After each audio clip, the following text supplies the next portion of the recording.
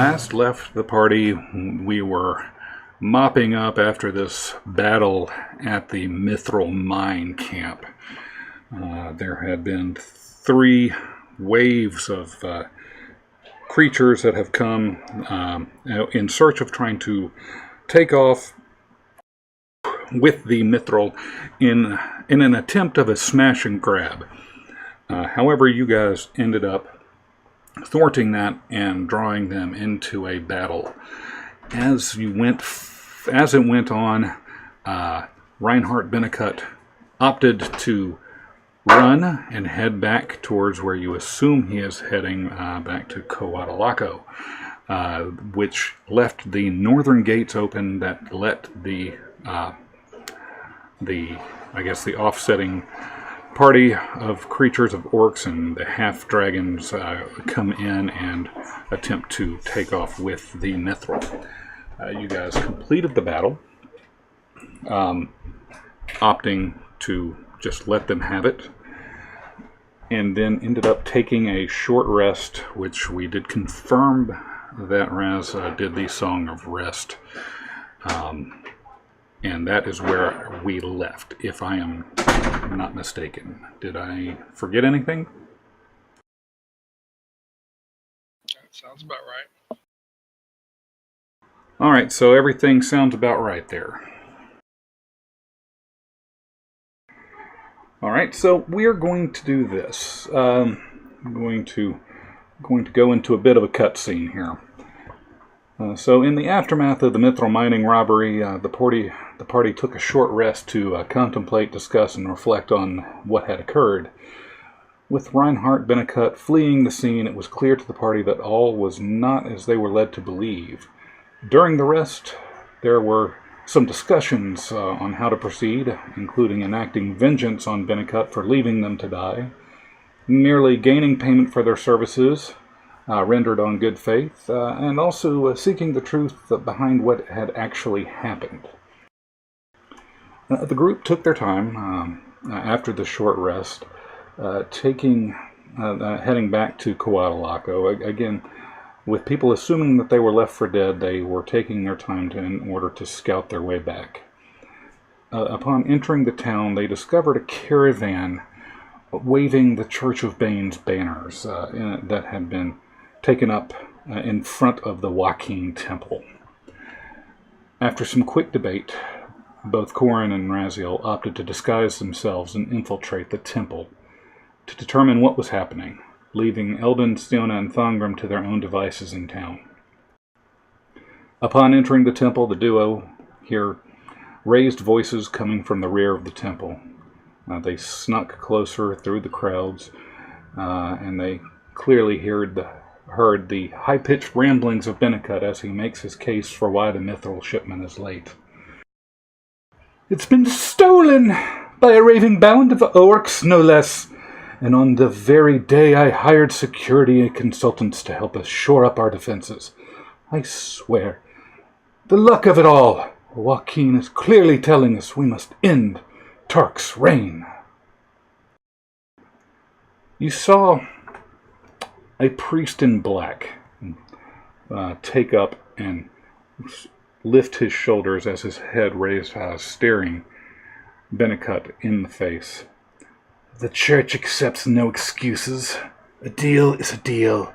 You promised our Mithril on this day and have failed. Tark is no match for us, and he will be dealt with in due time. But as for you, we no longer have need for you or your leadership in this town." And he turns and points at the guards that are surrounding him. "Take him," he hisses. Benekut is swiftly taken in by the church guard and led, kicking and crying, out of the temple. The priest whips around to everybody looking on the scene. "Be it known that as of today, Coatalaco is under the watchful eye of Bane. Joaquin and this temple will be destroyed forthwith." And with that, a noticeable uptick in knights in black livery appear throughout the town. Corin takes the opportunity to message Siona of what's transpired as he and Raziel sneak out of the temple. The sky seems to noticeably darken as the Joaquin banners are systematically torn down and set ablaze. Many Aarakocran have taken flight, fleeing the church, though many have also been caught in the nets by the knights and set in cages, as if to be set back towards the capital. Raziel notes that these creatures appear to have been taken captive and look like they are heading possibly into slavery. The group met back at the Clumsy Magpie, where the party maintains their disguise to gather the belongings that they left behind. Thangram, with ever an air of stating the obvious, notes that they should probably get the hell out of town before they get caught up in this mess. As they duck out of the inn, they see Amzer's limp body being dragged out of the temple. Eldon sends up a silent prayer for him as they make their way out of town. And that said, the group has made their way back into the forest somewhat undetected by the ongoings of the town.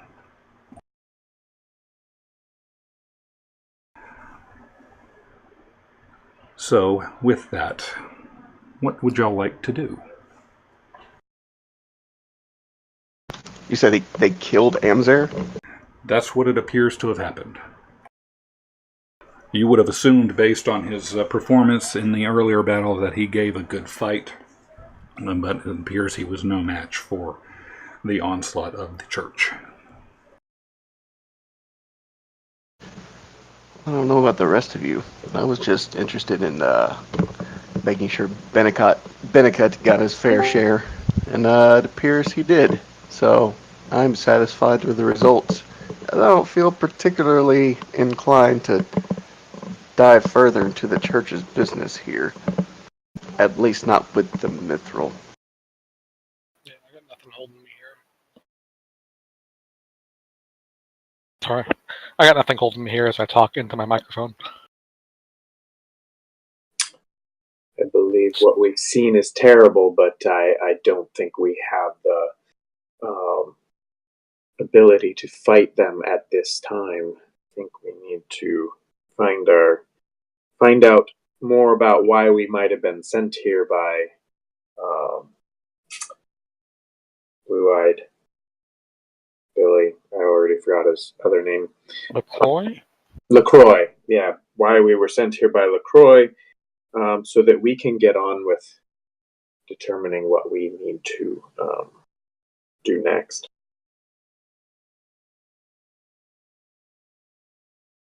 Okay. Now, out of curiosity, is anybody wearing gloves? I don't think y'all are, but I just wanted to make sure. I've never checked. I'm guessing no as well, since it's never come up. I don't have any gloves. I don't think so. I'm checking my inventory now.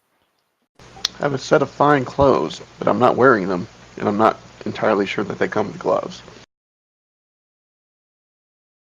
Yeah, I don't think We haven't picked up any, so probably not. Okay, like I said, I figured that was the case, but you never know. Not foreshadowing whatsoever. So just carry on.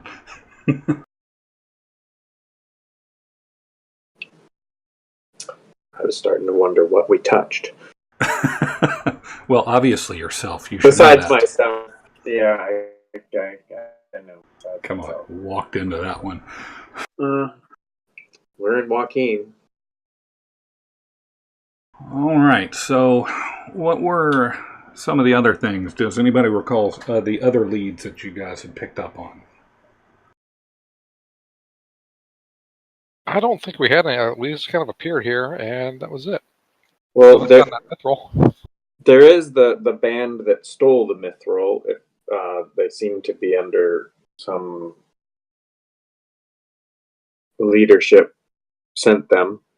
Yeah, but I don't know if they'd really, short of becoming wealthy, which I'm in favor of. I don't know if they would be of use to us. Yeah, I don't see an angle there myself. Just it was something that had come up. So, do you think they would have known that mithril kind of belonged to the Church of Bane, since it was payoff, right? Payoff money, kind of? Maybe they were stealing from the Church of Bane? Hmm. Well, it's still, the raid still seems quite fishy in its timing that we happen to have been there with Benekut.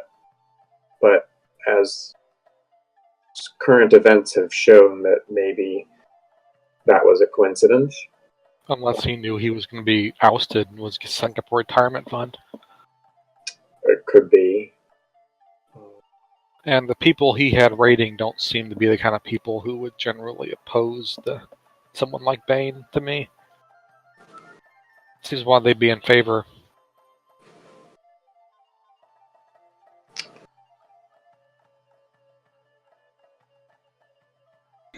Okay. Well, just as a thing, there were two other things that had come up. One, if you remember, some weeks ago, about a day and a half in game time, you were speaking with Willow Rush of the Clumsy Magpie, and she spoke of this stone temple that she had heard some rumors of. Let me see. I believe it was a temple dedicated to a vampire god. And she kind of laughed it off as the myth of Zalaha. And then jokingly mentioned some other magical altar that, the town drunk kept mentioning, and she laughed it up as one of his just funny stories. But apparently, if y'all recall, and I know that Raz had taken some notes on that, that appeared to be an interesting location. I might be willing to find Luskin, the drunk gnome who was spreading this rumor in the tavern, and just, I don't know, maybe quiz him for more information. But I wouldn't know where he is. My only lead was that he would be in the inn or tavern.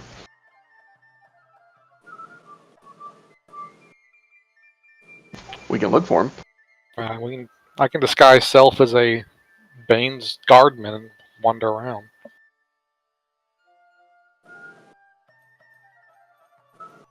Do we need such a disguise to wander around, do we think? I mean, as long as we don't seem hostile towards the Church of Bane, I don't think we're going to be... I mean, they didn't know who we were, did they? I can't remember. We are a group of heavily armed people, though. Now, you do remember that Gildel was the high priest who stole off with both Doug and Quinn. They apparently knew who you were at that point. So how widespread your likenesses are, they're not really clear on that front. But as of that, you were pretty clear. You were pretty sure that the church at least knows who you are. Knows that we're an enemy of the state. Yes. Okay. Tread cautiously. I think maybe we find Luskin, track him down, maybe get a lead from him, and then we get the hell out of here. I think since he also seemed like he had been around a while, he may have more information about our other goals. Since now we have no one really else to ask about.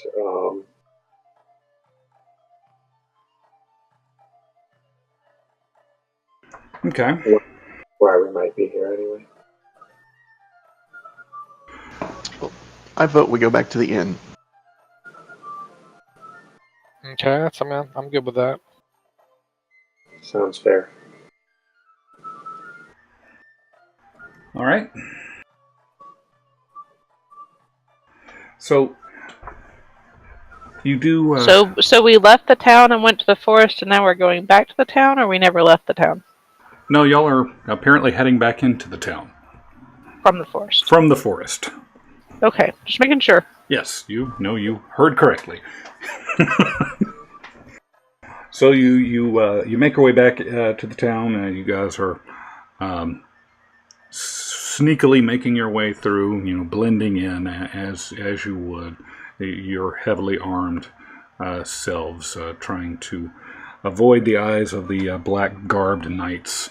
But it's obvious that obviously there's a transition happening, and there are people trying to flee while people, the church is coming through, saying nothing to see here. We are here to help, and they are tearing down the Joaquin flags and other livery.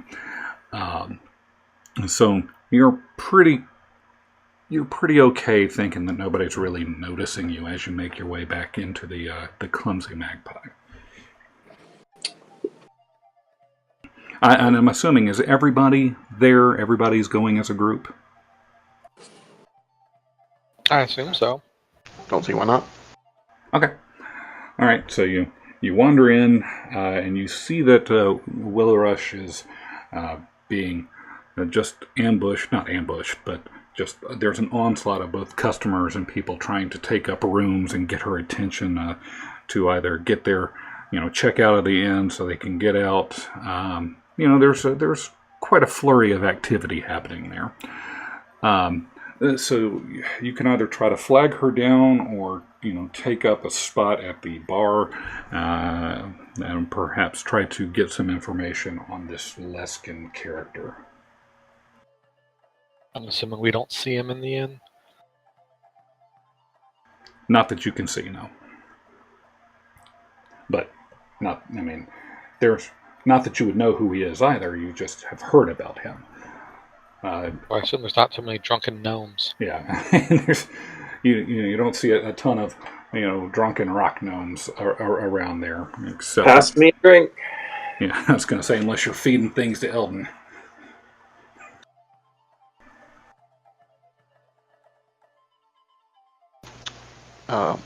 Is Willow Rush at the bar? She's at the taking care of the inn duties at this point. Again, customers and people trying to get rooms and check out. She's kind of underwater. You do see her there, so you can attempt to get her attention or other. Yeah, I'll walk up whenever she's got a free minute, and I'll flag her down. Okay.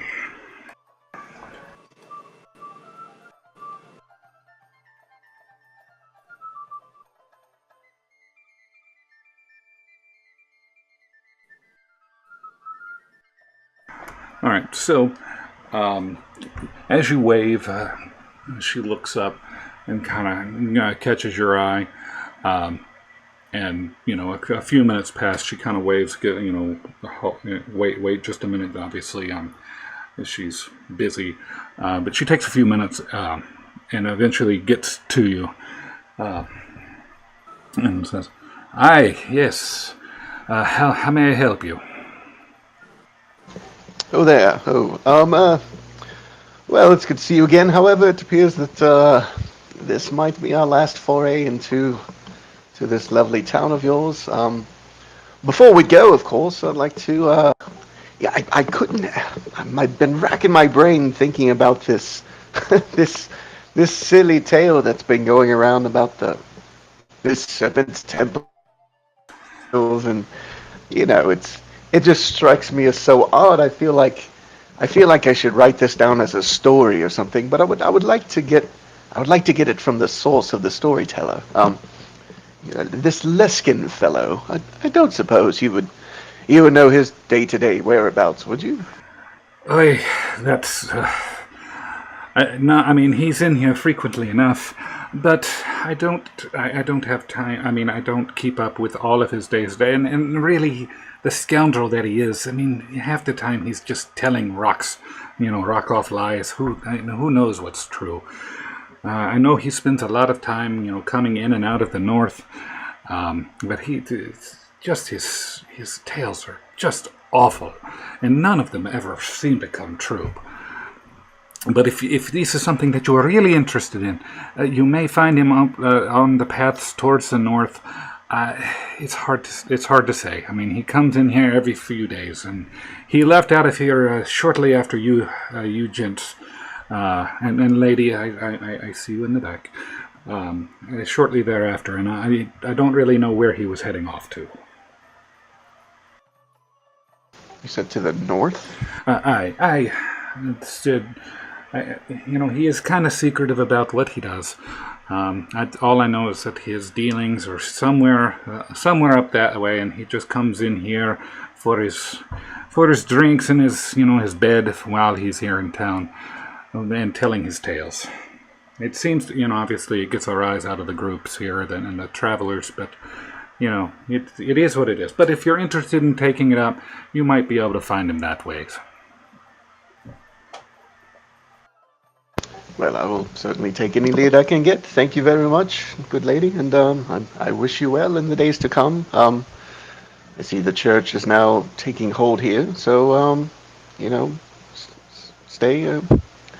Just be good. Follow the rule of the law. All that. Take care. As she gives a obvious sigh of exhaustion and exasperation, she's like, "Thank you, sir. Hopefully all will be well." And she scurries back off to her to tend to the masses.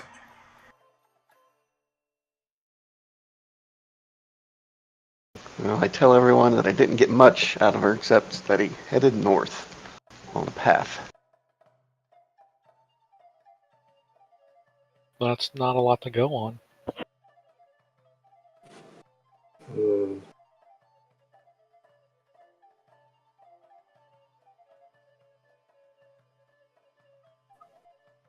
Yep, I mean, I guess we don't know where other leads or hooks. So you say there's most everyone is bustling to leave. There's no one kind of just loitering or drinking or eating at this point in time. There's no one in the.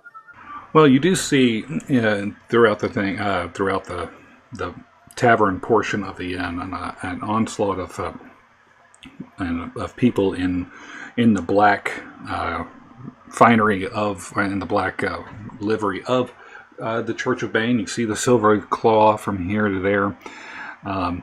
You do get the air, even though it's been less than a day, since at least that's what it looks like when you came here, that things seem to be taking up the quote-unquote normalcy of a enclave of the Bane.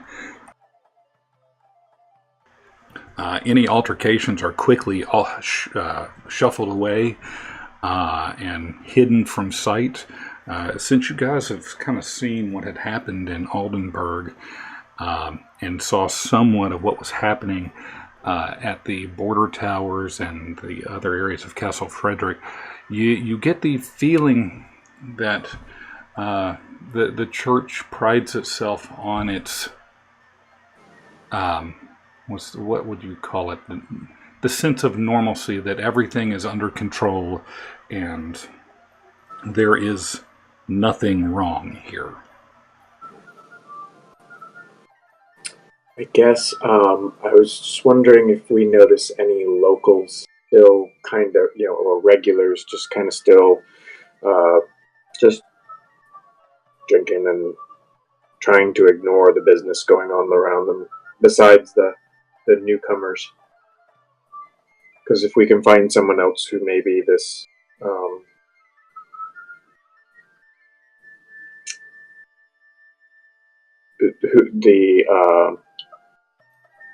I already forgot his name. Leskin?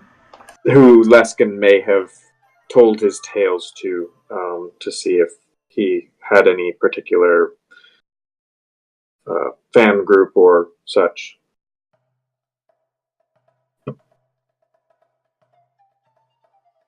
Well, you do. Pretty sure if he had a fan group, he wouldn't be the drunken gnome who wanders out of town. Well, a bunch of groupies.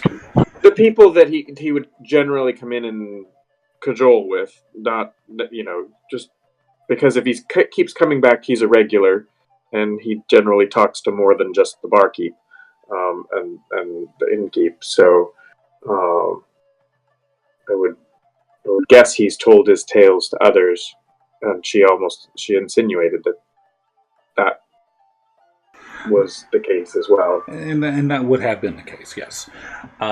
So, I mean, as you're looking around, I mean, you do catch the glimpse of one guy sitting at the table in the back. It appears to be an elven gentleman who really makes no strong moves one way or the other.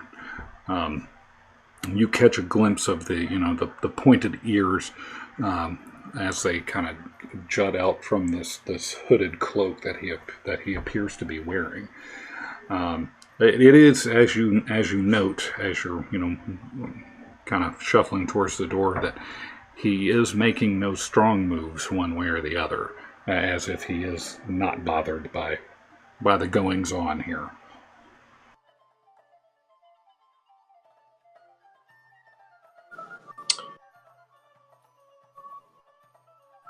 Well, Raz, do you suppose any of the other locals might have some information? I don't really know, but I see you eyeing that one fellow. Is there something about him? He just doesn't seem to be too worried about what's going on around him. He's not bustling about like most of the rest of the people who aren't wearing, who aren't a part of the newcomers to the town.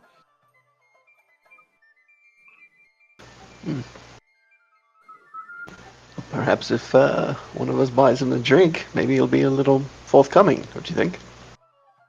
Could be. Right? I walk up to the guy, and is he sitting at the bar, at a table? He's sitting at a table towards the back corner. It's out of the normal path of things, just off to the side. Is there a table next to him? Oh, yes. A vacant table next to him? I would say yes.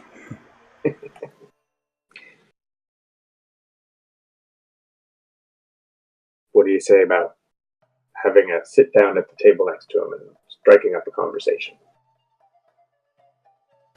Sounds good. I will. I'll go up to the bar, order.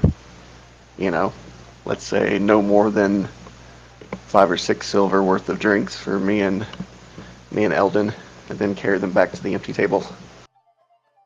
Okay. Is everybody else joining, or is it just the two of you?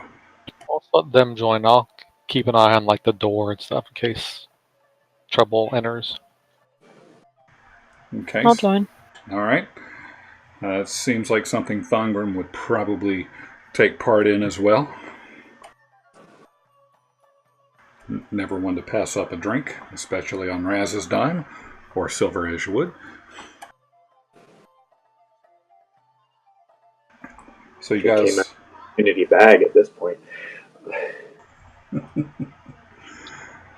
All right, so you guys have taken up seat next to this cloaked elven person, and Raz comes back with a tray full of various drinks, including that fine ale that you guys had come up with a few gallons of.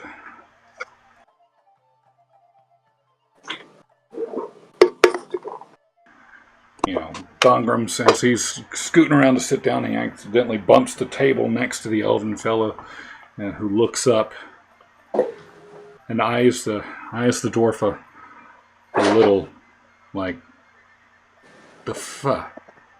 He looks at you, but ultimately it just goes back to his whatever it is it looks like he's doing.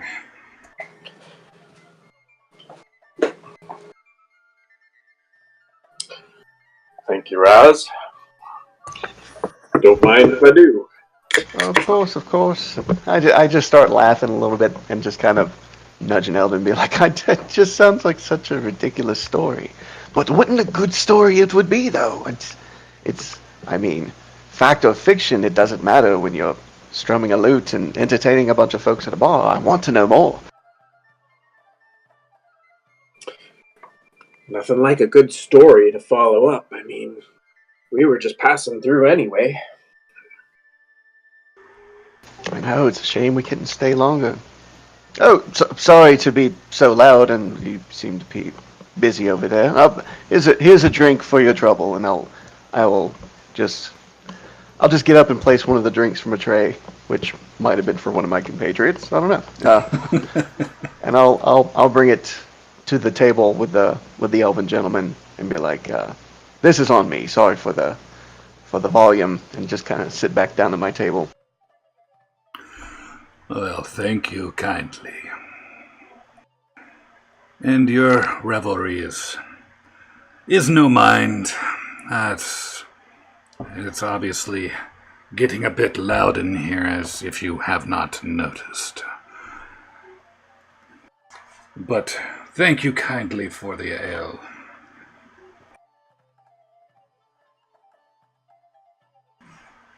And he takes a sip and kind of looks back at the books that he's appears to be studying intently.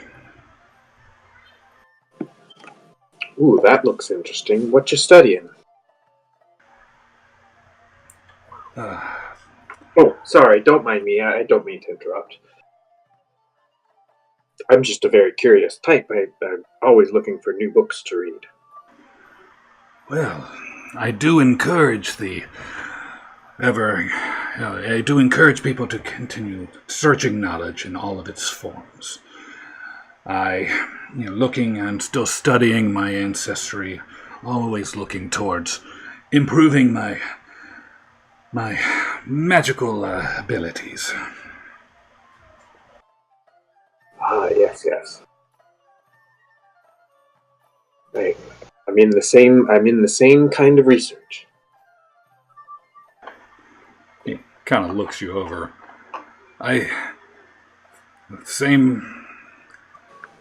Elves and gnomes are not really known to be quite the same. But there it is. Well, we do still have curiosities. That I will drink to, sir. And he holds a glass up and says something in Elvish and takes a drink.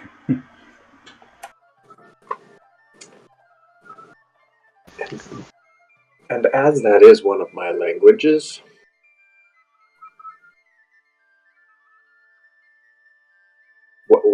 what would he have said? It would have been something along the lines of like a toast to knowledge, something. Insert a pithy retort of looking ever forward towards the eyes or to whatever of knowledge or something to that manner. I'll drink to that. I'll be pulling out my flute at this time and playing a couple of just little 2 or 3 note chords here and there, making various minor illusions of butterflies and leaves blooming coming out of the ground and various things in front of me, kind of like I'm just playing or practicing, but presumably within eyesight of the elf, just to kind of make him aware that I'm also a spell weaver. Aha. Well, what would that be? Let's call that a persuasion check.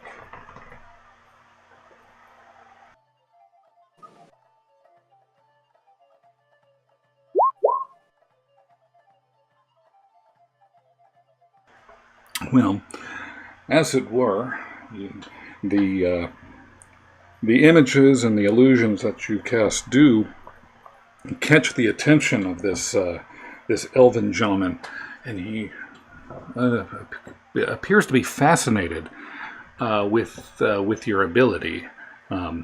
You get the feeling that it's like this is not a realm that he's quite familiar with.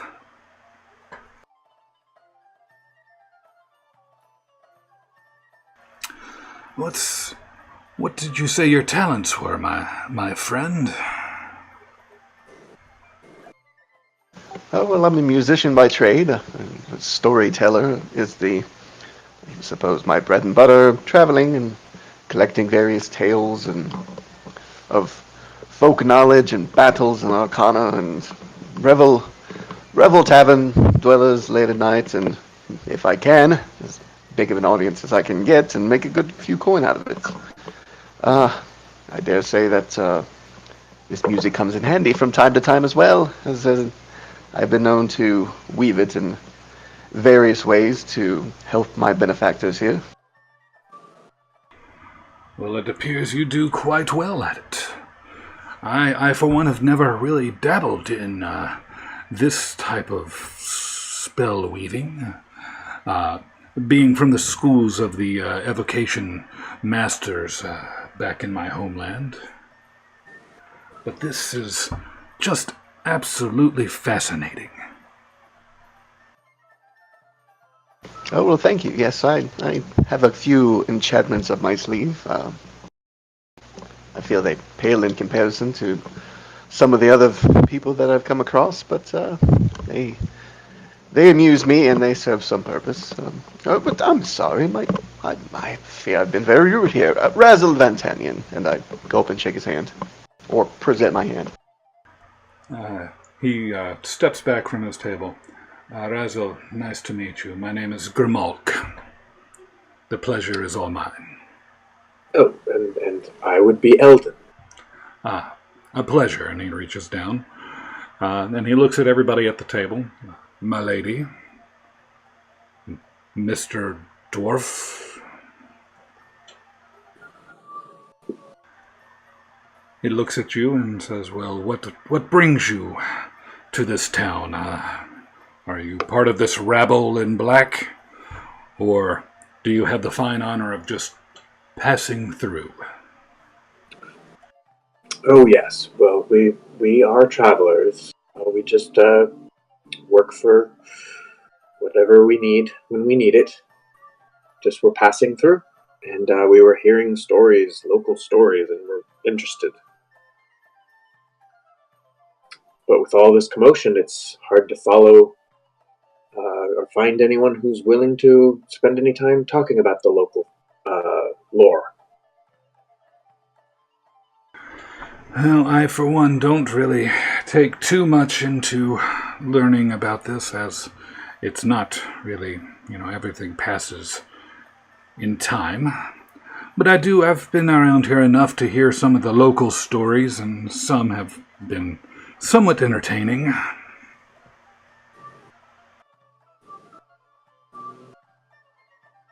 It's funny you say that. We were just talking about that.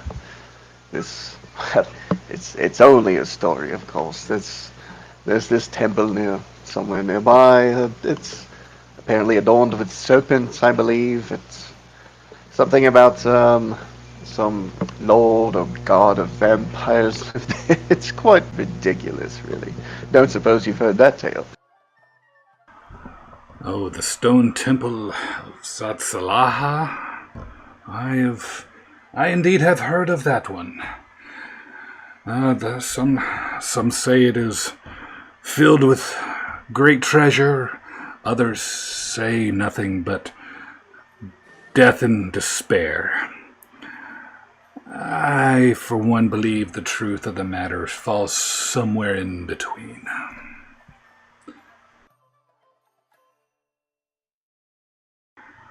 Now, I've never set foot in the temple, but they say, if the legend is true, that it's in these parts.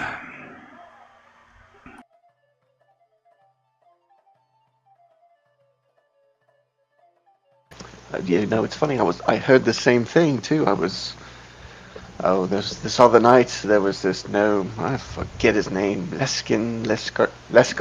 Oh. Leskinwild. We were both very drunk, and I told myself, I should jot this one down, and I completely forgot. So, I vaguely remember the details, but certainly everything you say sounds valid, but please keep going. This is all very entertaining. Oh, I see you've fallen in to the fine words of Leskin. That Udaran, you can't trust a word that man says. Gnome, if you would. I apologize. You all look the same to me. Some just a wee bit larger than others. You know, I've never told him that, but I think the same thing. He gives you a wink and a smile as he drinks. Oh, sure. Drink. Anyone under 4 feet tall is just a blank face to me with legs. Can do quite a lot of damage to your shins.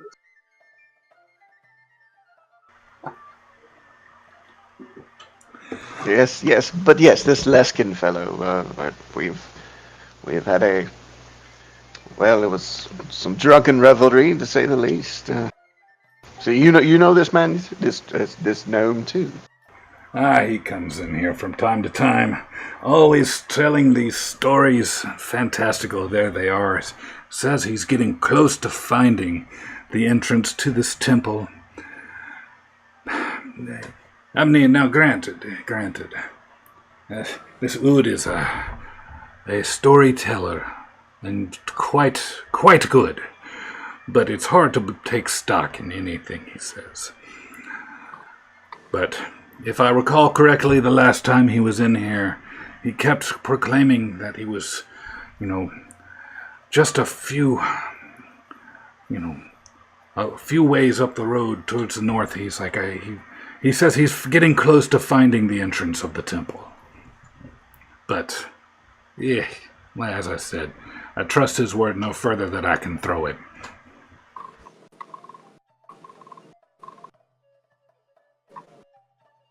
As long as you're not throwing him. Well, you see, I am quite weak, and I couldn't really even toss a dwarf if I wanted to. He kind of looks down at his arms. You know how it is. Boy, that's why I got into prayer and study. So you said northeast. What lies northeast? Well, if anything, I'm sure you've seen it. There is this stone building that appears to be up on the hills there, though no one ever seems to have gotten near to it to actually see what's in there. Perhaps this is what perhaps he's found a way, and maybe this is indeed the temple of Zatzalaha. Who knows? But I fear it is just a tale. But you get drunk. It is quite fun to say Zatzalaha. Zatzalaha. That's quite a tongue twister. Zatzalaha. Yes. Well, I'm surprised. You and your musical forte have not thought that it might turn into quite the toe tapper, as the locals say. Indeed, I was thinking the same thing, and I fear I'm struggling with a hard case of writer's block, and I just have to know more before we leave. So, well, perhaps we'll pay him a visit after all. Well, maybe you'll find him that way. But as for us, I fear I must get back to my studies. I appreciate the drink, and I wish you very well on your quest to find that scoundrel, that little hookah, if you will. And he takes another drink, kind of bids you well, and goes back to his studies.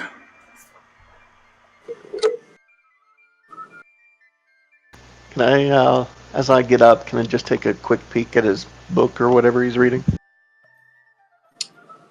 You can. You can take a quick peek.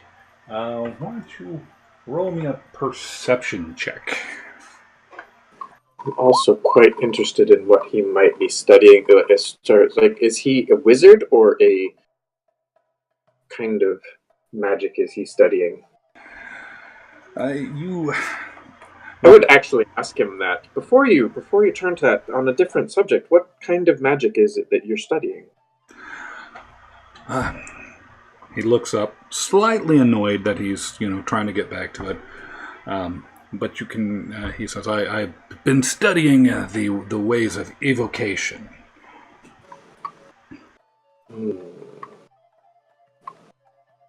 I've been trying my hand here at.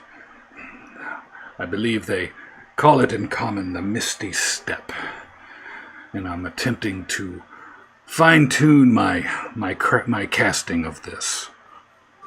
Oh, I see.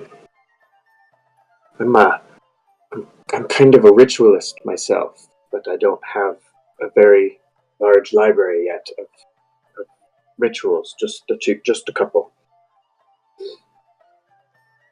but no evocation. Oh, well, you should, if I may be so bold, you should take a look at it. The ability to do damage in battle is quite empowering. And Raz, as you looked, you got the glimpse that he's studying new spells, but you couldn't really get, the way he was looking over his book, you couldn't really read anything directly. Okay. It Just some kind of spell book of some sort. Yes, it is. It is some form of spellbook. Yes. And I didn't determine whether it's just evocation, just the school of evocation, and that there was no. No, I mean you get the idea that he is kind of a more of a wizard bent than anything.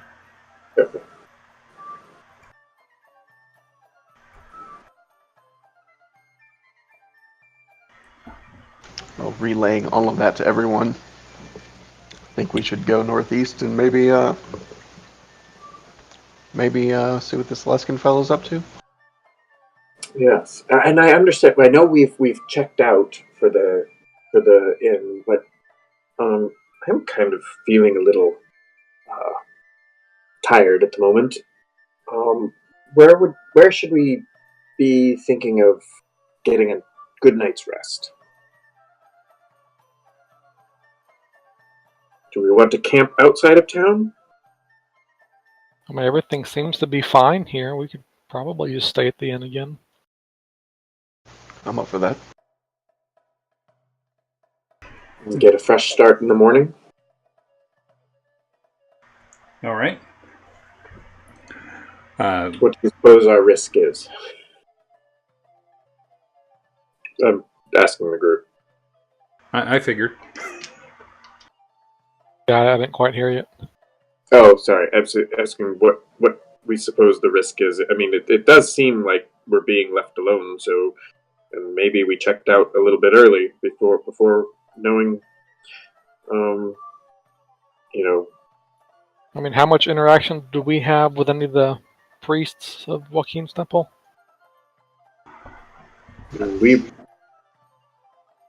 we were known. I guess we're known faces by a couple of the priests of Joaquin's temple, but I'm just worried that the worst I can think of is somebody being paid to tell who was like, oh yeah, those guys were in that temple a lot talking to the high priest. yeah. Well, y'all would have been seen talking to Benekut and to Amzier. That was pretty well known. However, Amzier is now no longer, as you noticed when you left town the first time. So that's he's probably not going to say anything. As for Benekut, he's kind of been on his way. You don't know. He at last check, you assume he left you for dead, so he doesn't know if you're alive or even back. And he didn't catch eye of either Raz or Corin in the temple. When they took him off, where were they taking him? It appears that they were taking him back to the caravan to to their stages, their I guess stagecoaches, whatever you got, their means of transportation. It looked like they were carrying him off. He's still kind of imprisoned in town. Not they didn't take him off to another location, like back to where we were just at.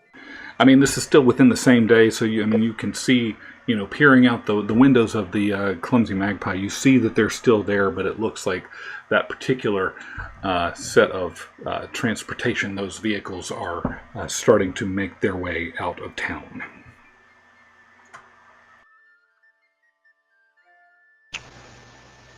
What time of the day is it, DM?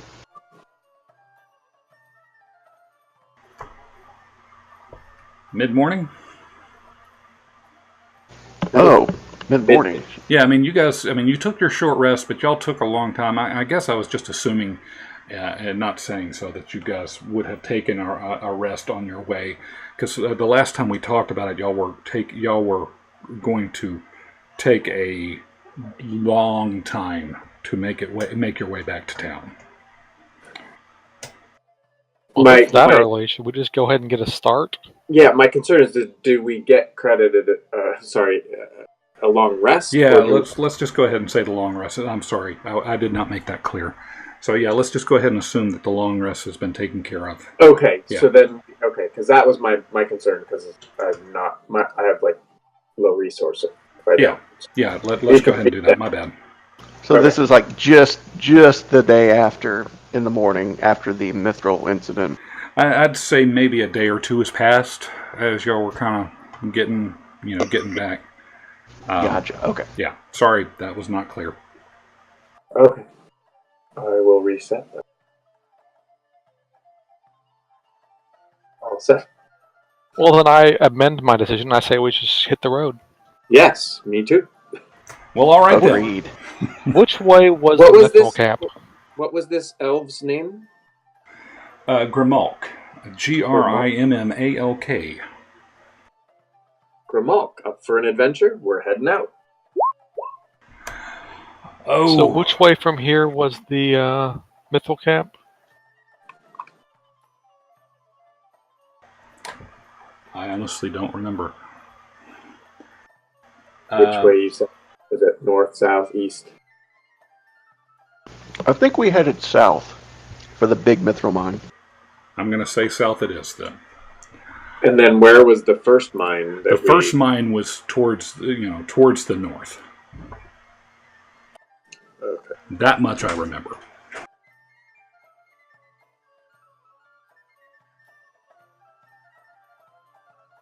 Okay. So we're heading northeast. So similar direction to that, but probably beyond that area.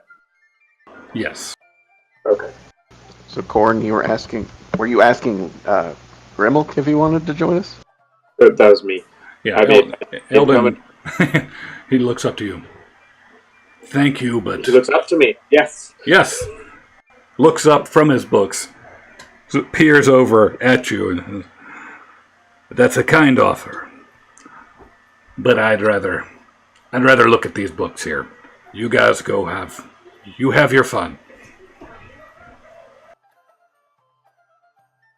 Aye, cheers. Good talk. Alrighty. So you guys are heading off mid-morning, and you are off on an adventure.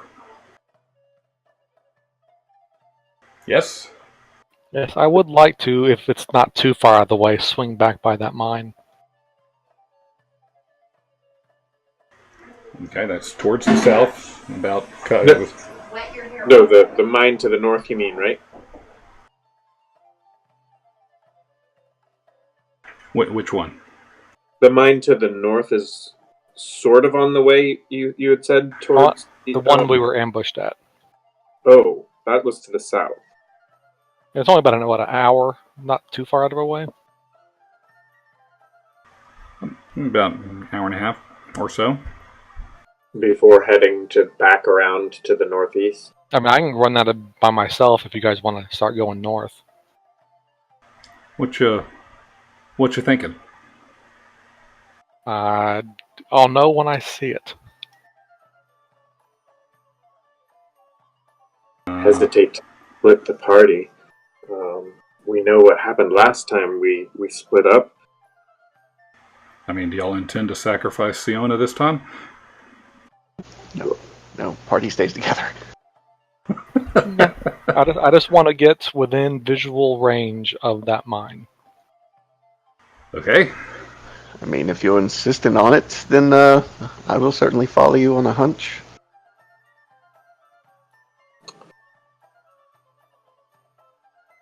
Doesn't seem like we're under any kind of time pressure, so I have no objection.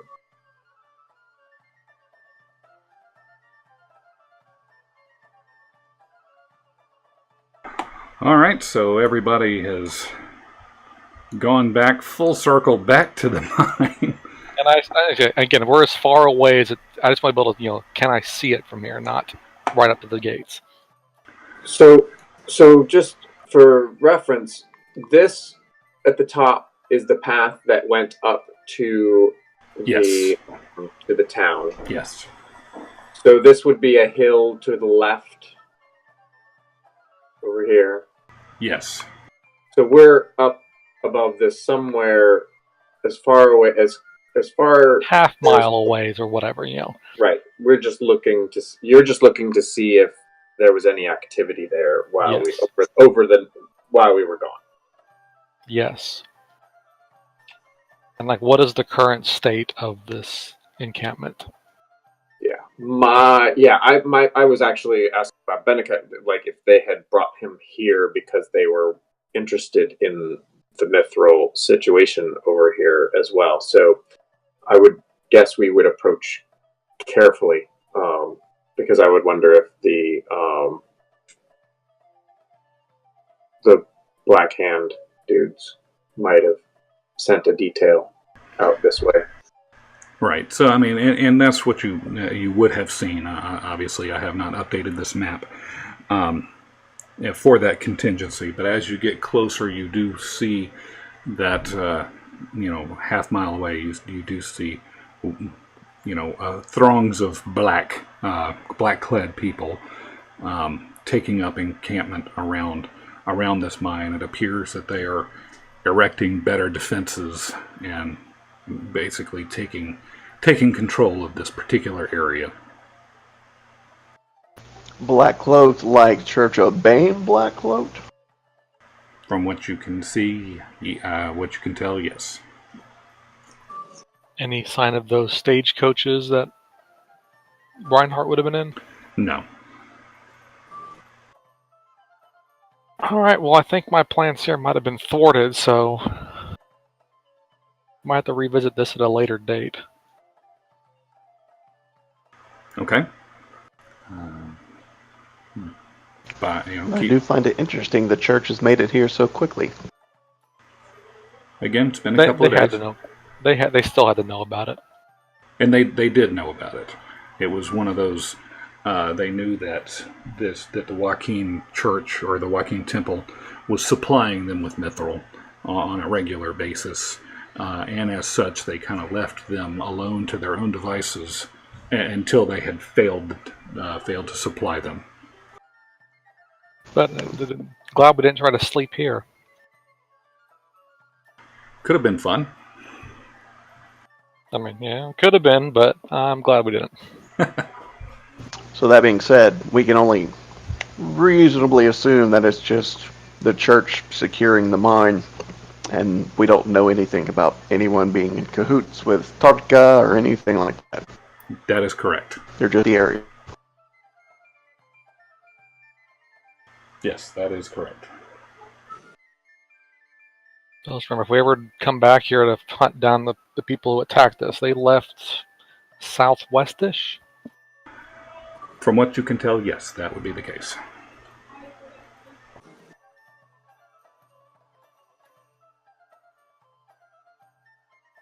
All right, well, I guess we should head out then.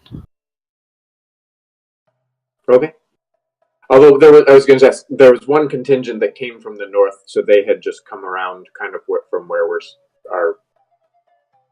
They came from this direction, from this vantage point. They would have come from the northeastern area, They were coming, to basically divide and conquer, to draw your attention so that people could go and get the mine. I mean, we're not even 2 hours from town. I doubt they're encamped between here and town. Right. Yeah. All right. Well, if no one else has a reason to stay, my curiosity is sated. All right. Let's head back. Just out of game, Will, if there's something you want to explore or you have an idea, send me a message afterwards and we'll see. I was just going to burn the place to the ground. Okay. All right. Well done. Come back with a fireball at some point and just go to town. Alrighty. So, where are we? I believe we're going northeast, whatever that was. North. Okay, we're going to say northish. The directions we were given, as vague as they were. Ah, yes. Northeast-ish. North. Towards the stone building, which, of course, we could all see, but no one has been to.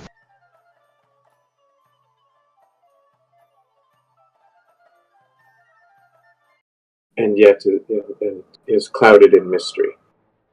Yes. All right. So you're making your way out of the town, and the forest starts getting a little denser as you go. So who is taking the lead on this?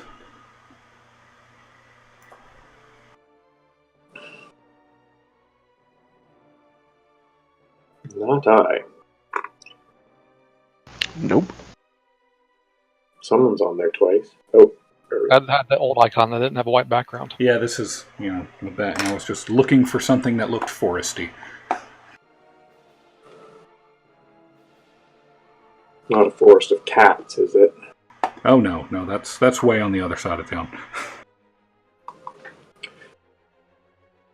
If it can happen once, it can happen. True. So Thongrim's leading?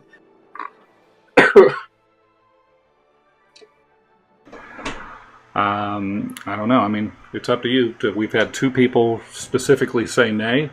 Then that leaves Corin, Siona, and Thongrim. I mean, I guess I can be kind of scouting ahead a little bit.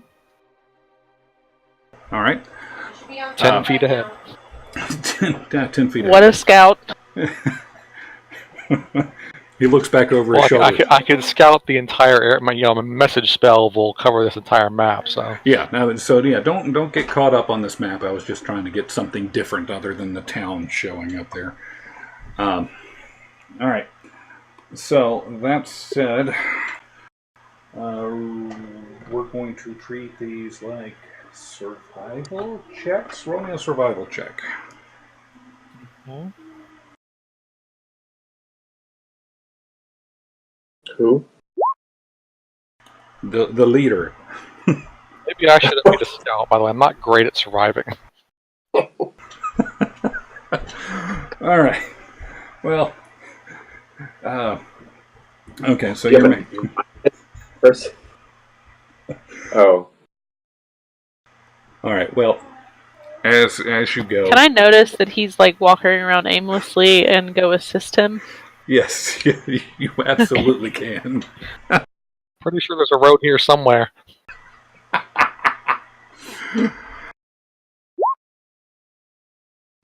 Oh, I'm not doing much better. There's no road, guys. We're just wandering through the forest. And they all starved to death and died. All we right. just get. Go ahead. Are we lost now? Is this stone tower visible, or from where we were, or are we now just like wandering in the forest in a random direction, hoping to come across a hill that has a tower on top of it? Right now, y'all are just kind of meandering through the forest. So yeah, you make it. You make that through, and you're just kind of aimlessly meandering on through. But we'll say. At least Siona can always tell us which way north is. Yes, I believe that she can. And the good news is that her her magical whistling evil detector is not going anywhere. It's not making any sound. So you have that going for you. All right. So we're going to say that this day has kind of passed as you're searching. You guys taken up camp with no, there were, with not much interferences, no encounters there. So you wake up the next morning, and you are off on the now second day of your adventure. And let's go ahead and get. If there's Siona and Corin still taking the lead, or somebody else want to give it a whirl?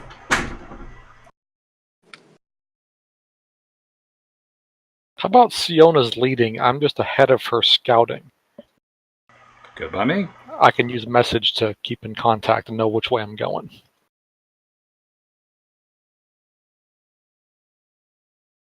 All right, Lady Siona, give it a roll. It's times like these when I miss Hoot Hoot. I miss Hoot Hoot too. All right. Well, you come across, as y'all are going through the walls, you come and you see what appears to be an old campsite that's been. There was a scuffle here.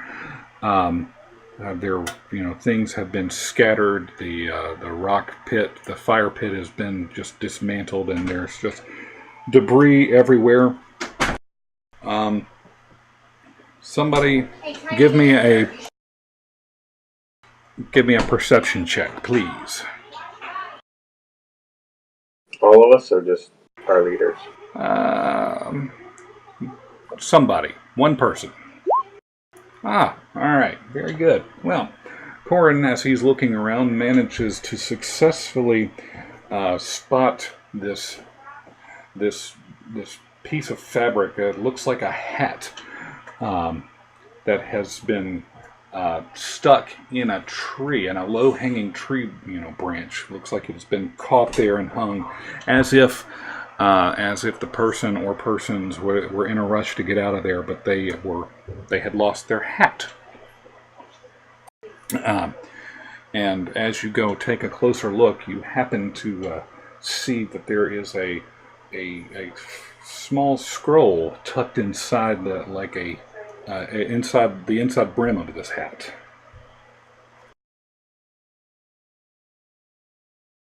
All right, I pull out the scroll and look at it. Okay. And I think you would be able to recognize that it is a scroll of comprehend languages. And you are now blind. And you are now blind. I mean, if you see the survival check, that was blind before, too. Yeah. So, yes. I believe as you have that on your spell list, right? Yes, I can learn any wizard spell. Okay, all right. Yeah. So you notice that it is a spell of comprehend languages.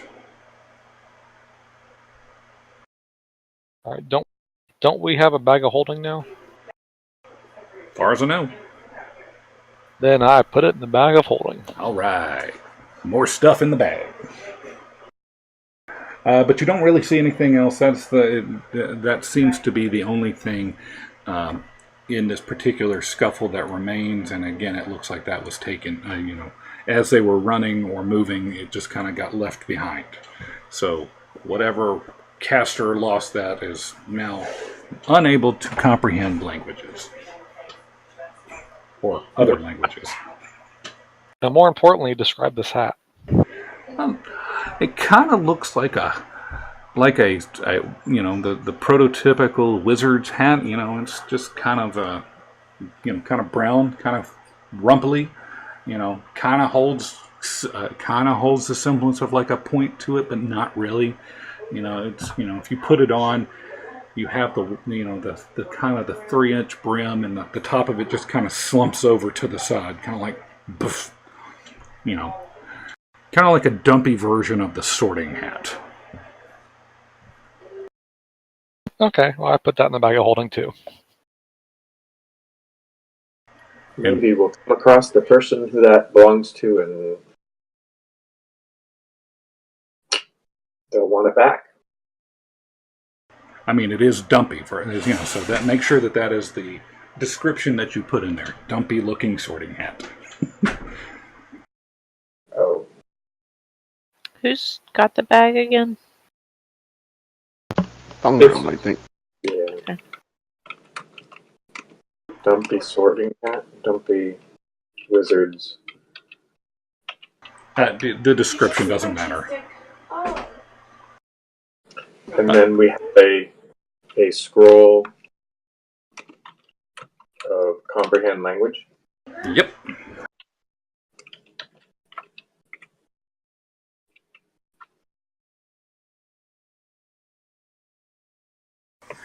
Alrighty. So moving forward, let's get the leader to roll us another survival check.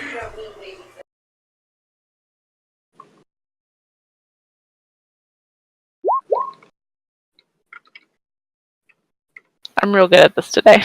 I can see that. That is awesome. So you start coming across these, not frequently. The first one you see, it's this large circular hole. It looks like it was created by a giant burrowing creature, or possibly a siege machine. It's the first one you come up to is it's unlike anything that you've seen before.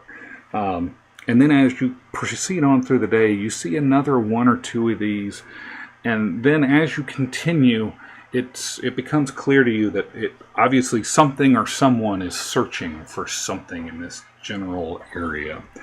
You look over down the holes, and it seems like they've gone, at most 15, 20 feet deep. Some of them are less so because they hit like bedrock. But these holes are roughly, we'll say about 5 feet in diameter. But they're starting to litter the trails that you've gone down. How deep? Some of them are just a few feet deep. Some of them go as deep as about 20 feet. Boy. Have I ever come across these in my adventures with the Red Flames? You have not. As I've said, these are unlike anything that you've come across. I mean, you have seen indeed holes, but in this frequency, it just strikes you as a bit odd.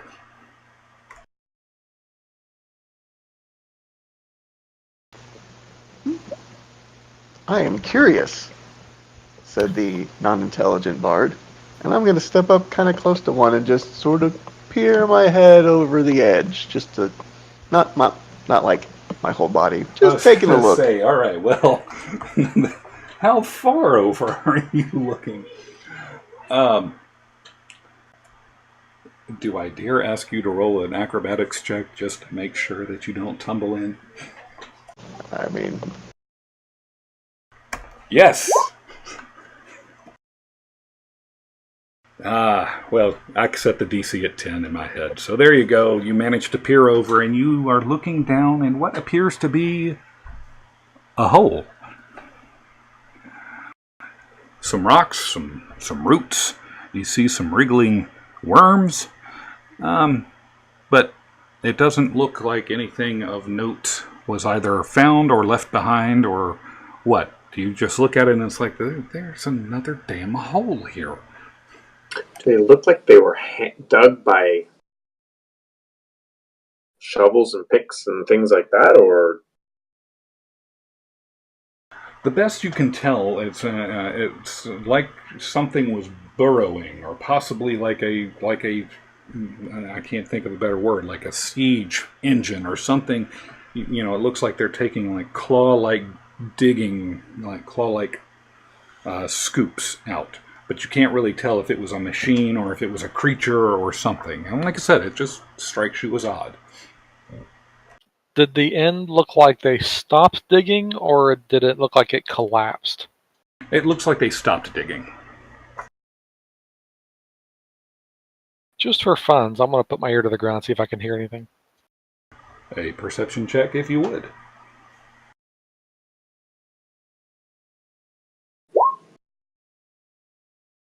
you stick your ear to the ground, and nothing really comes.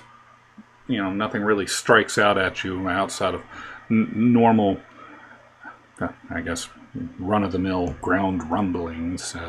You hear the wind and everything, but nothing out of the ordinary. Okay, so it doesn't sound like there's anyone nearby still digging. Right.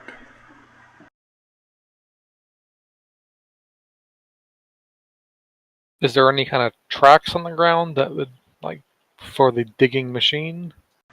No. Not that you see. They're somewhat randomly placed. Yeah. They're not necessarily, they're not like on the road, but you've seen one here, and then you travel for another hour or so, you see another one, and then as you're starting to pay attention, you start seeing that they're just kind of like all over the place.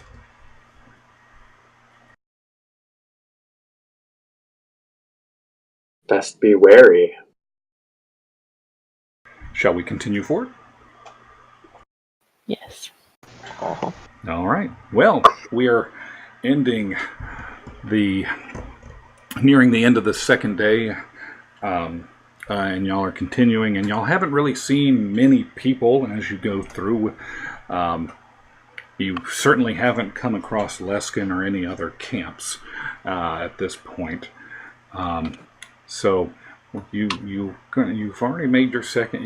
We're going to say that you're going to camp out for the next night, and everything is, gone well. You start up the next morning, and as I just look in the bag of holding, I on this rest will have attuned the wand of web. okay, good call. Anybody else need to attune anything? Not me. No. No? All right. Siona, you know the drill. Okay.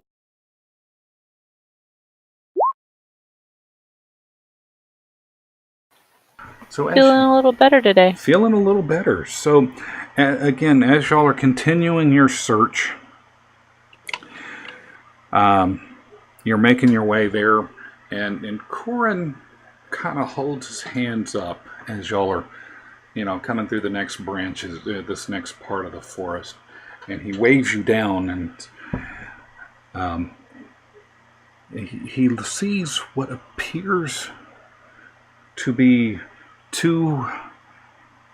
He can't really get a good glimpse from this vantage point, but he seems to see these two big cats, as if they are in the middle of a hunt.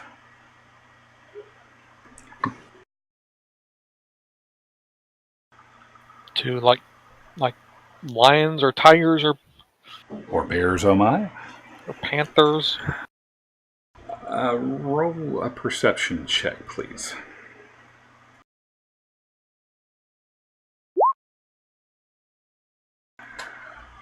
Low that may be, you do at least get the sense that it appears to be a tiger.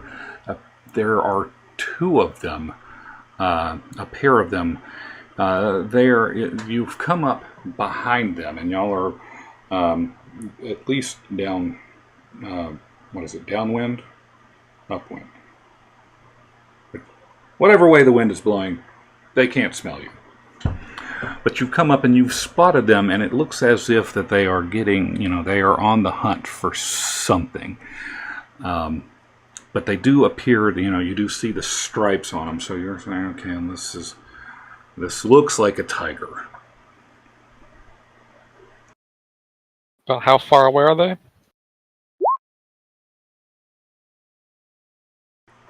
Let's say 60 feet? A good ways. Enough for you to be able to see them, but you're not like right on top of them. Alright, I'm going to back up slowly and rejoin the party and relay this information in a quiet manner. Do we sneak up on them? Do we just sneak around them? They're not bothering us, we just go around. Unless they're the ones digging things up in the ground. How big are these tigers Corn's describing compared to the holes in the ground? That is a good question. One second, please. I'm guessing these are not 30-foot tall tigers digging up 5 foot deep holes in the ground like a dog. No. That's all I was getting at. I think we all would have noticed them. They can jump 36 feet. It's amazing. Okay. I'm going to assume they're not the holes from the tigers then. No, they are. They seem to be, I'll say standard, medium-sized tigers. They are not gigantic or large or anything. So I'm good with walking around them carefully.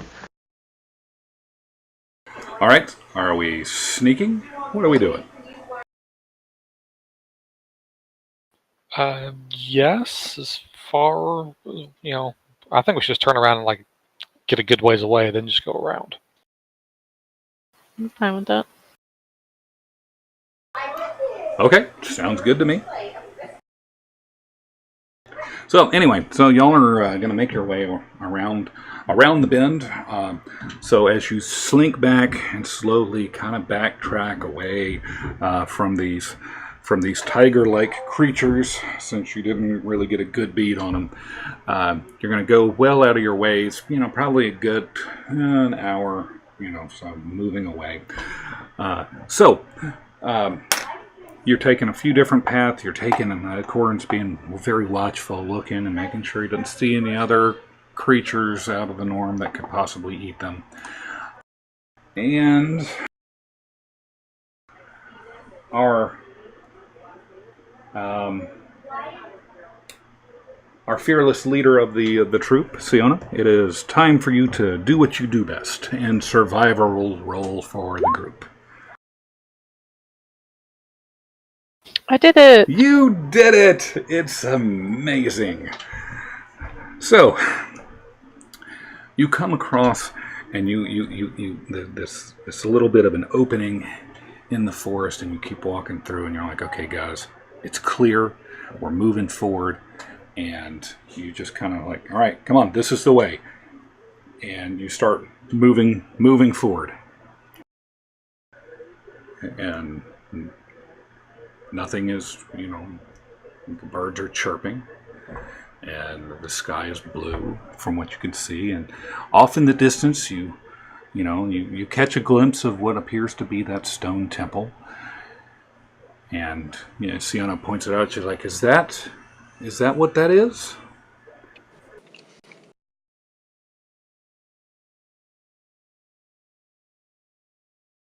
And somebody says something.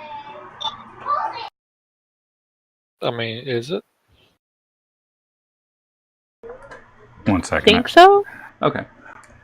I think y'all think it is too. One second, I'm going to go close my door. So yes, you through the tree lines, you kind of see what appears to be that stone temple some ways up the hill there. And as everybody's kind of crowding around to kind of get that look,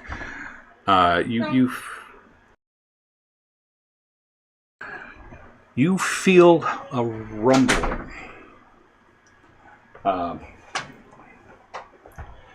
So you start heading towards that temple, and you start coming across these flagstones and other things that look like they're heading towards this temple, as if you found it.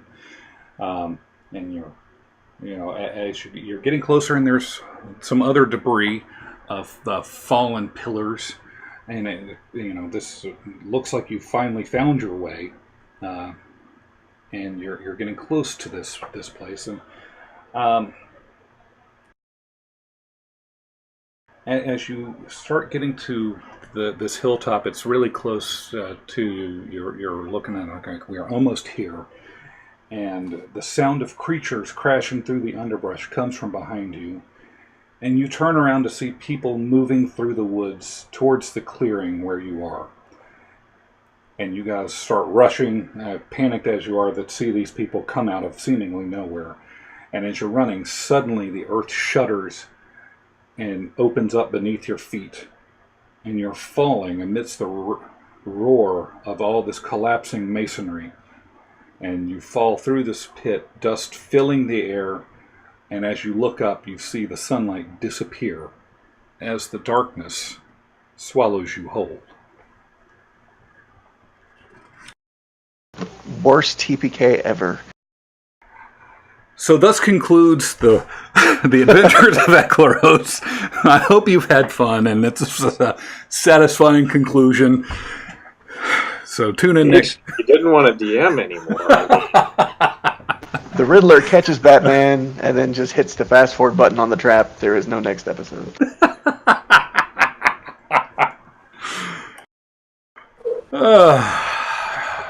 Laughter. All right. So, guys, you've just been swallowed by the earth. 1 second, please. Of course, that's not the end. I have a much less satisfying conclusion to this thing planned. Y'all see something black? Yes. Yep. All right, but it did load, yes? Allegedly. Okay, good.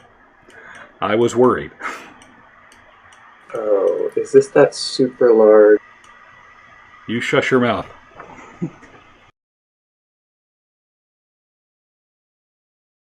My goodness.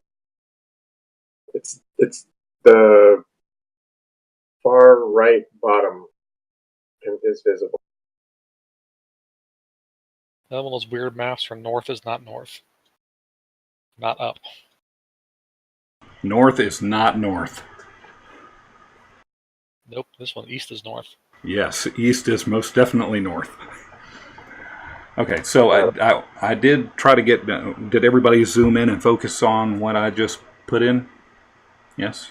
Yes. Working on it. I mean, Hey there. that should have zoomed you in. All right. Yeah. I'm glad we're all well rested. Yes. Alrighty, so... you guys find yourselves in a long, narrow chamber, which is running east to west. In the center of this apartment is a domed shape on the floor. In the east wall, which is north, is a blank-faced stone door. The west end of the room is blocked by fallen stone and rubble, I can't read. Apparently the result of this collapse. The two side walls appear to have several niches cut into them. The shape in the center of the chamber appears to be a small alcove, protected by a half-dome with the open end facing towards the door in the east wall. This alcove is set in a recessed, shallow, tiled well, 1 foot deep, 10 feet wide. The alcove itself is 4 feet high.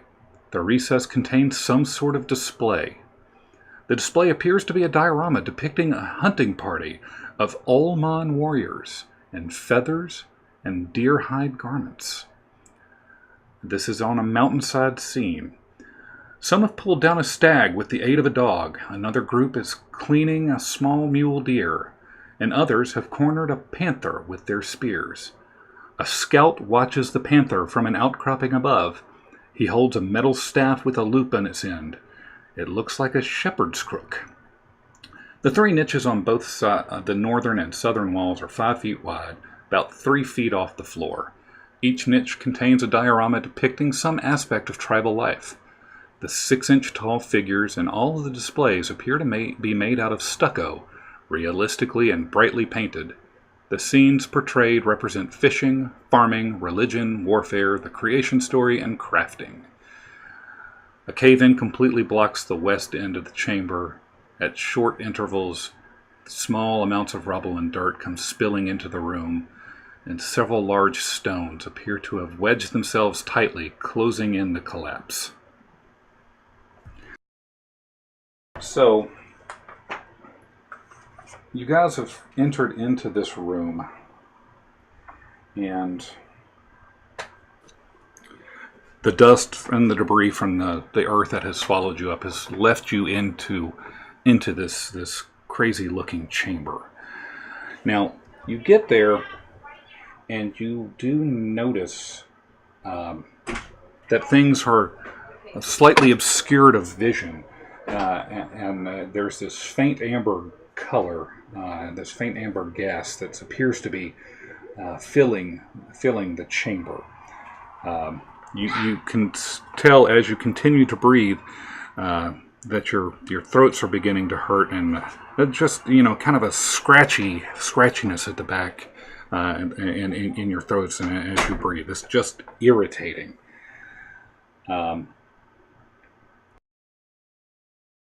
And let's see. I don't think there's any light in here at the moment. So Corin is still kind of in darkness.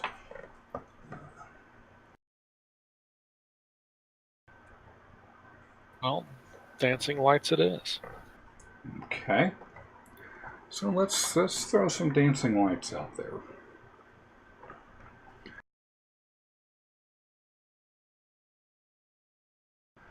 So immediately upon you producing these dancing lights, you notice something is a little different about them.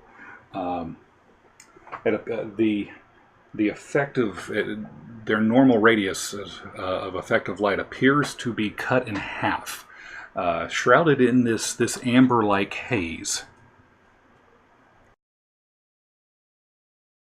And some think they're. Hold on. I don't think they have a very big range to begin with. Yeah, I was going to say, do you want me to put like an aura on it so we can kind of get a feel for how much light is? I'm looking the spell up. I think it's only 10 feet. Yeah, 10-foot radius. It's basically the tile. Now it's the tiles next to it. Yep. All right, so let me put a little bit of an aura on here so you can get a feel for what it's looking like. Any particular color? I can do it. All right, knock yourself out. Looking around, you notice that the ceilings are about 20 feet tall. You get the feeling that some of these structures are maybe not structurally sound. But here you are. What would you like to do?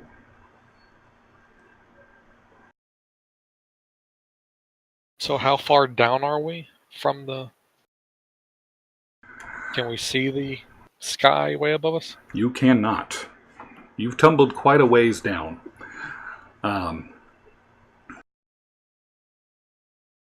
But you can see if these ceilings are about 20 feet tall, I mean, you fell a good ways. But as luck would have it, the gods smiled favorably upon you, and you did not receive much, if anything, negligible damage as you entered into this room.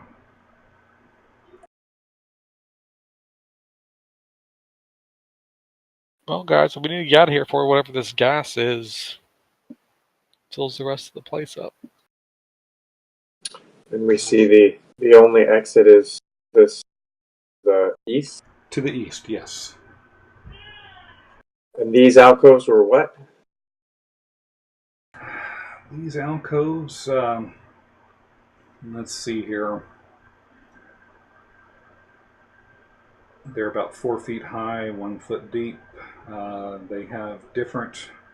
Oh, those were the pictures. Okay. Yeah, the niches on the northern and southern walls are 5 feet wide, 3 feet off the floor. Each one contains a diorama depicting some aspect of tribal life. So there are these little 6-inch figurines in all of these displays. They are brightly painted and realistically shaped. So let's go in here a little bit and let me see if I can add a note. And the gas is coming in just started as we were landing. The air seemed fresh when we got there, and then it started becoming... I'll answer that in just a second. Can you guys read those letters? Yes. Okay. So I'm just gonna label them so you can, if you, whatever you want, you can look at that. To answer your question, Eldon, it appears that this gas was just here. It seems to be ever present and just kind of lingering. It does tend to gather more densely towards the top, but it is definitely throughout the. It's definitely throughout the room.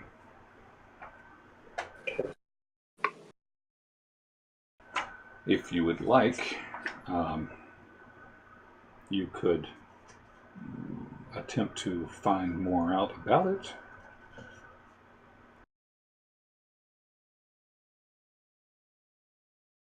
I'm going to go up to the diorama and just, like, look at it, nudge it a little bit with my hand. Does it move at all? Which one? The one in the middle. Okay. That one, as you get close to it, they are loose, and some of them are, as you knock it, they tend to, teeter-totter. They don't fall over yet, but you can pick them up. You can see that. You get up close, and the diorama in the center, you see a display of 12 tribal warriors, and then leading the way is there's a scout with a mastiff on a chain, and then and that scout that's up front appears to be watching this panther from an outcropping above everybody. Did any of the niches relate to what's on the diorama? All of them appear to be showing different areas of what appears to be tribal life.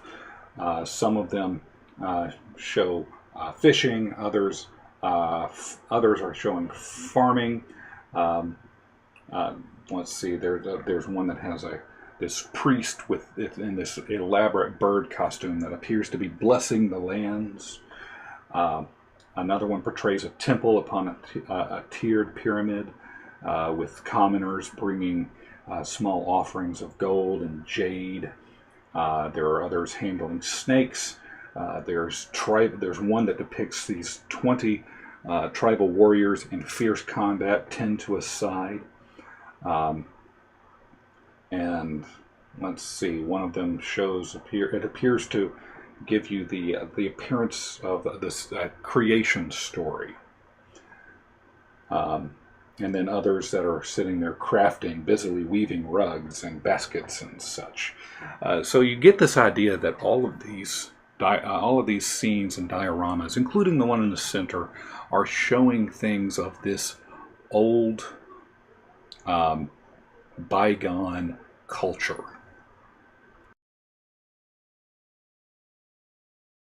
Are there any of the figures or dioramas on the outside that match any of the depictions of the diorama in the center? Yes. I mean, the ones that are common are the tribal warriors. But that appears to be the only, as you look around the room, it appears to be the only thing that's in common between the two of them. Or between the center one and the other 6. I'm going to go back to the center column, the center diorama. I'm going to pick up one of the tribal warrior figurines. Okay. All right, so you've picked it up and you're looking at it, and it is you marvel in the detail of it. Let me get you a little more information about it. Can I go try to open the door to the east? Wasn't there like an exit or something? Yeah, you do see this big door at the top there. and I'll describe that in just a second. The tribal warrior figurine that you have in your hand, it's lifelike in its actions. You see these feathers, this feather headdress it has, and you see that it has this spear kind of pointed directly out, like it's charging at something. And so Siona, as she moves closer to the door, I'll go ahead and move her up there.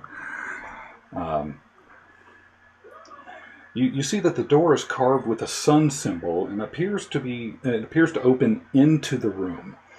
There are hinges on this side and scratches on the floor. There's no visible lock or handle on it, although a slight gap stretches across the top of the door. 8 holes seem to have been bored into the door, and they're each about an inch in diameter, but nothing can be seen in them.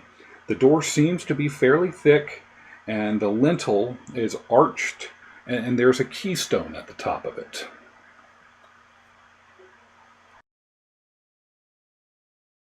Okay, that was a lot of detail. All right, so Are the figurines that diameter? they are not. Okay. So there's holes bored into the top of the door, and then above that, there's a arch.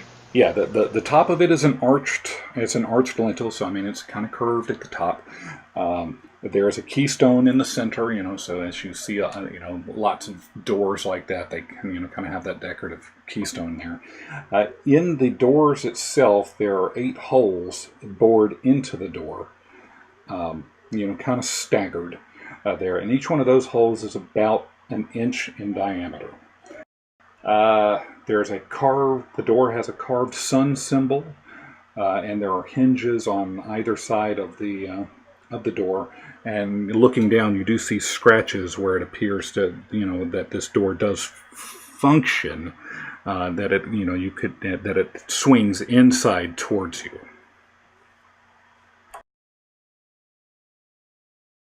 So the figurines on each of the little enclaves on the sides of the wall, the north and south. Yes. They are big. They're significantly bigger than the ones that are the holes in the door. Yes. Yeah. I mean, if I understood you correctly, the holes on the north and the south of the walls are 5 feet wide and about 3 feet tall. I mean, they're like big alcoves. The doors, are yes. So the figures that you see in there, I mean, while some of the smaller pieces could probably fit inside these circular holes, nothing that you've seen so far appears to have to be able to wedge into those holes. Well, I got nothing. So we have a door with no handle. Gas in the room. Does the gas seem to do? Are we feeling like we're in peril, or going to this gas to harm us? You could roll a nature check if you wanted to try to find out more about it. Sure. I'll even touch. You gonna touch yourself? This would be the time to do it. Which probably isn't going to help.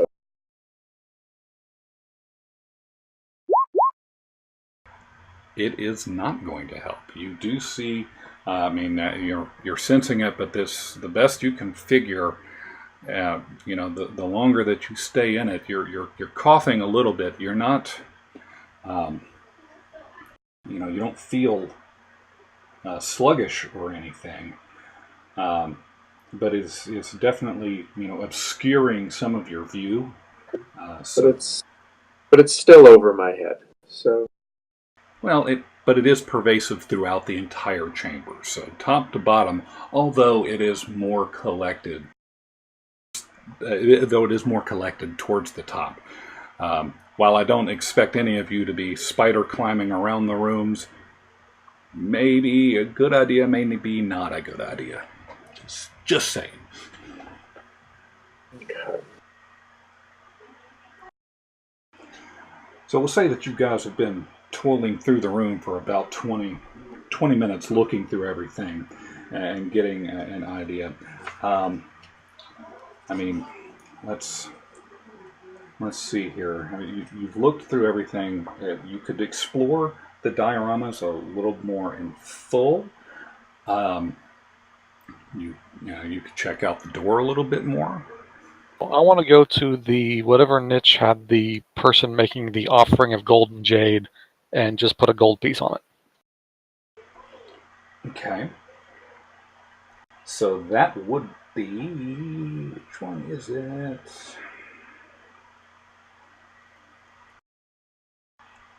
That would be number C. It portrays a temple upon a tiered pyramid. 7 commoners are bringing small offerings of gold and jade. Before this temple stands a cult fanatic handling a constrictor snake.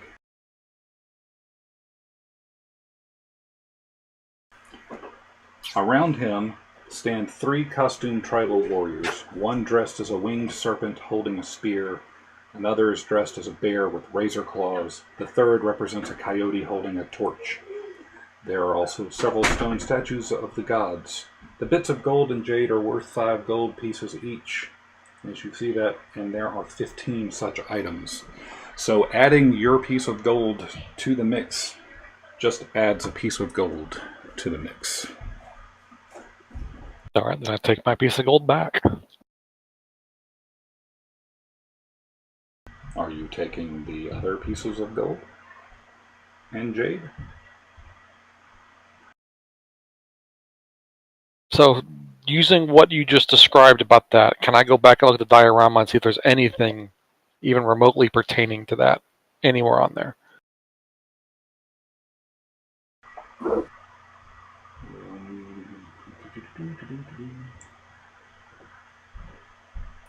You do see that, again, all right, so in the center of this structure, yes, I mean, it is obviously that these tribesmen are all of the same, or these warriors are all of the same tribe. You do see, you're looking at it, the one thing that appears to stand out that is different from all of these other ones is this scout with the what Eldon notices to be a mastiff, and then this one looking at this panther. So those are 3 items that do appear to be unique to this particular diorama. Guys, anything? Let's try and keep all of it in my head. Feel free to ask questions. You said the diorama did not rotate or anything. No. It's just facing the eastern door.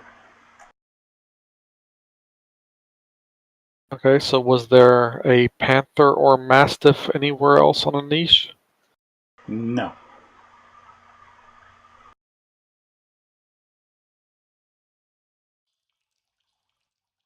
No, the three unique items would be the scout, the mastiff, and the panther. I take the figure in my hand, which I already forgot the one I grabbed. I think it was You grabbed a tribal warrior. a tribal warrior with like a spear or something. Yeah, okay. Yes. And I kind of give it to Thongrim, be like, "Hey, look at this. What do you think?" I just hand it to him. All right. I wasn't ready for it though, and I drop it. And it breaks. Or so you think. If it doesn't, then I accidentally step on it and it breaks. Or I drop something heavy on it and it accidentally breaks. Well, as immediately as it touches the floor, and we'll see how this works. Because what else are you throwing on it on top of it?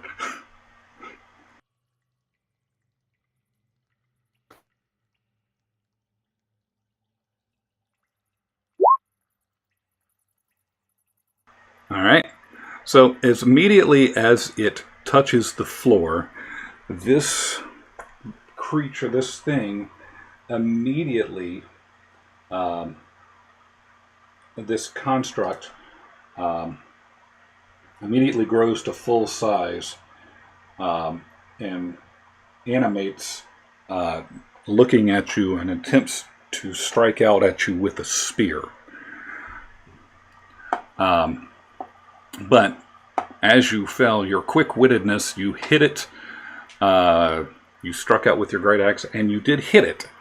So roll some damage on it.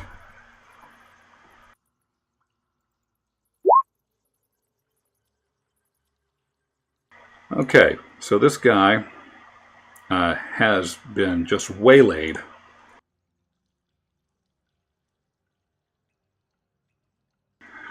But he is still standing, and as he stands up, blood just gushing out of him, he manages to take a swipe at you with his spear.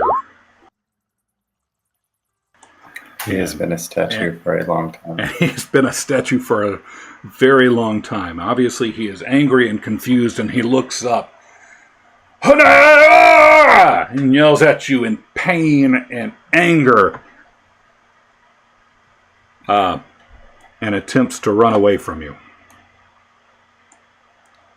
So you can opportune attack,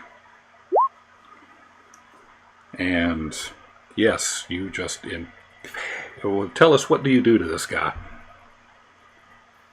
I'm going to say I grabbed his spear because I don't really want to use a javelin. So he tried to stab me and I grabbed it, and then he ran away and I stabbed him in the back with it.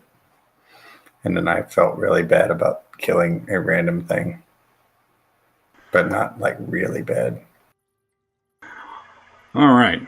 Well, you see this what was once this figurine, this construct, just completely animated and fell to the floor after this brief encounter. And it appears that there is something, maybe you don't want these things to touch the floor.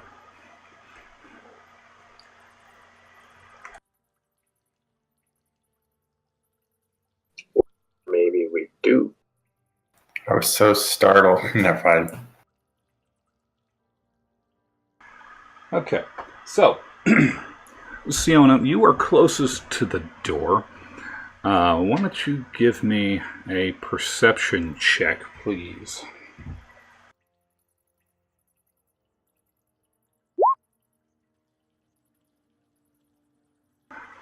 All right, so the best you can see as you're looking at it closely, it appears that you could attempt to maybe deal with the hinges, since they are on this side, and maybe that could open things up. So when you're looking at it, that's one potential option.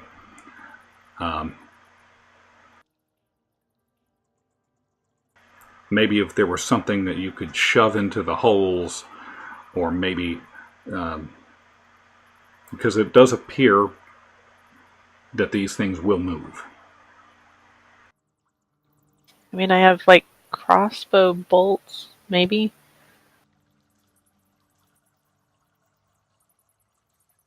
Try and shove them in there.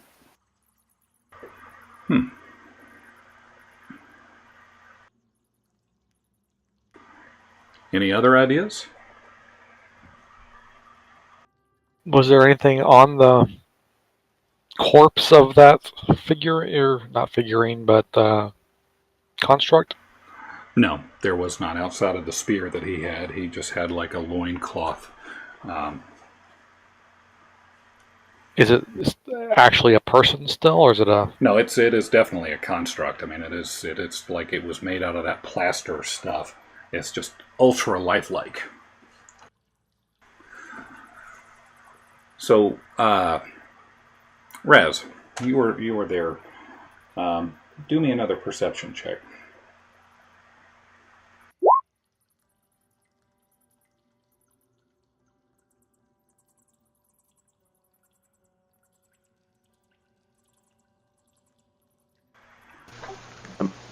I'm literally just, I'm just like poking my finger in it obscenely, like, Something happened. Something go in the hole. Okay, so what are you poking at? The center. Just the leftmost hole on the door. The one that I think where a doorknob should be. Maybe I just start poking a finger in. Okay. Well, nothing happens. I mean, it is significant. The hole is significantly larger than your finger, but you can, as you shove your hand in, your finger as long as it can go, it's still longer than your fingertip. We might want to check things like that for traps before we start shoving and. Can I pick up the staff or the spear or whatever that dude had? Shove the end of it in the hole. Sure. It's currently in his back right now. Whatever. Yeah. I drop my pants and have a crazy idea. But then when I see Siona grab the staff, I'm like, oh, that's smarter. And I start putting my pants back on. It'd be like a hot dog down a hallway anyway, so. Hey, you don't know that. So glad my dancing light can't reach that far. Yes. Okay, so Siona goes up there and she grabs the javelin or the spear and she shoves it just right in the hole. And as soon as she lets go of the spear, it just kind of falls out. I shove it in all the holes. To the same response, to the same thing. And I say to Siona, I was just thinking the same thing. Is there anything that looks like it would fit in the keystone? Or specifically, is there any kind of key in a diorama anywhere? Well, even if it's too small and would grow once. So, Corin, why don't you roll me a perception check, please, as you search the center diorama.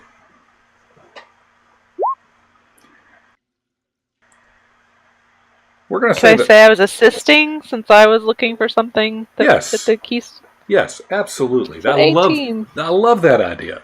So, you get this idea, you're looking at all the, your eyes have focused in on the unique items, and you pick up the scout. And you're looking at this thing. And this is what you see.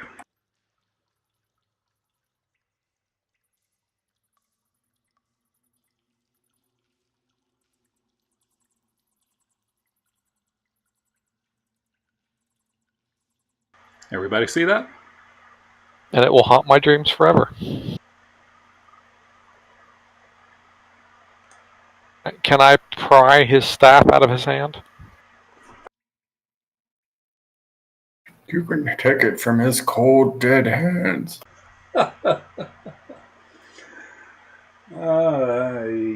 Yes. As a matter of fact, as you try to pry it out, it just kind of limpsly fall into your hand. Okay, well, then I take the scout figurine and, let's see. I don't know what to do with him in case he grows anyways. I hand it and throw it to Thongrir, Thom Grimitar, and I drop the key on the ground. Okay, and this scepter staff-like thing that looks suspiciously like a key falls onto the floor with a ting, and it remains in its current shape there. So it is roughly 6 inches long, and it is made of metal. And you see what it looks like there. It could indeed be a key. Okay.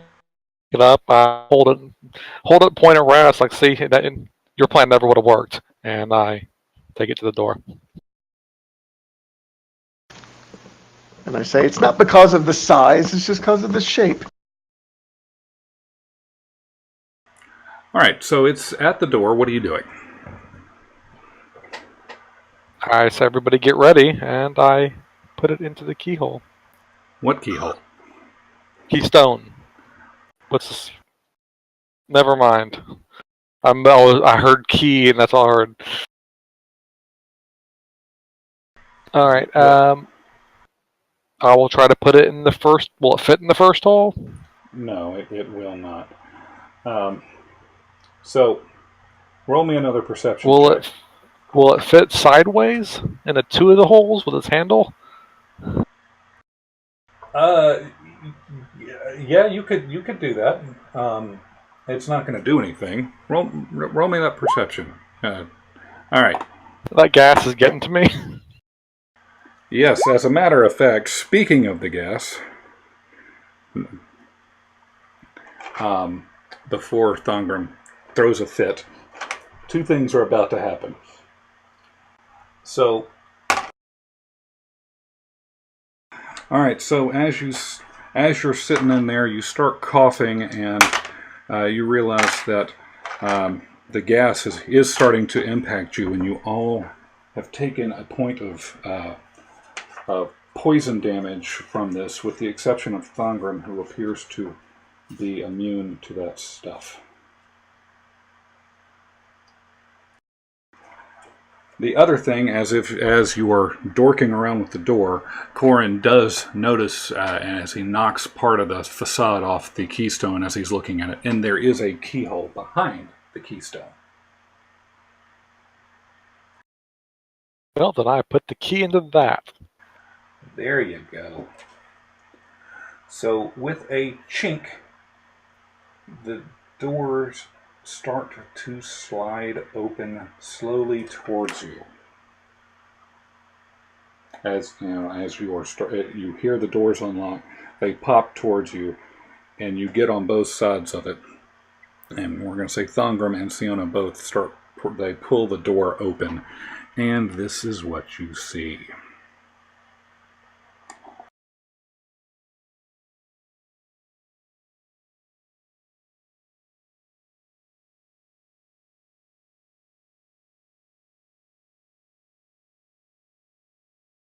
So the stone walls of this corridor are carved to resemble a stack of bamboo-like logs.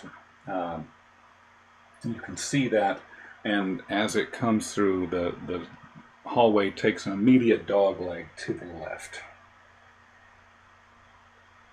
Hey, Adam, you're pretty quiet. Oh, sorry. I was leaning away from my mic. So, the stone walls of this corridor resemble a stack of bamboo-like logs, from what you can see here, and it immediately takes a dogleg to the left from what you can see right now.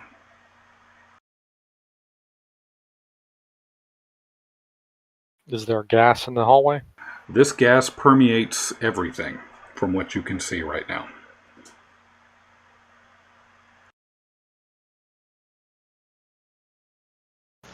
I guess I will use my dark vision as well as I possibly can and peek around the corner. Okay.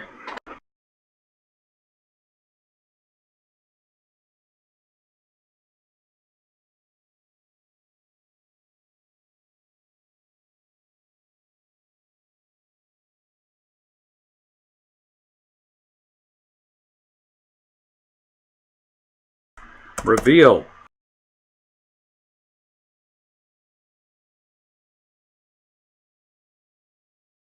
About time. All right. So the passage slopes down from a single door on its western leg, the lintel of which has been crafted to represent a stylized cavern entrance. It leads to double doors of beaten bronze, worked to resemble a forest of seaweed.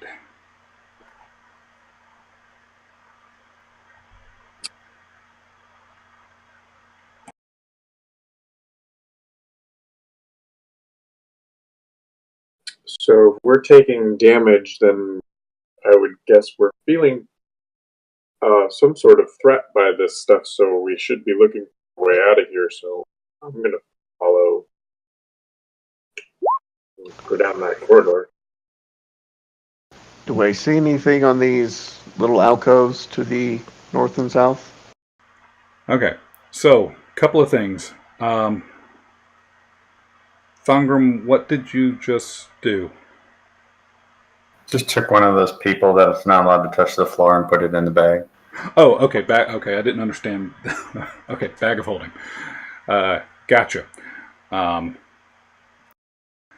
right, so Raz, As you were walking down, I'm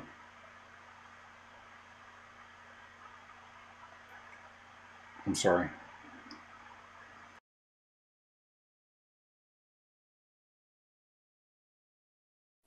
Okay, so as you were walking down, you tripped a pressure plate. And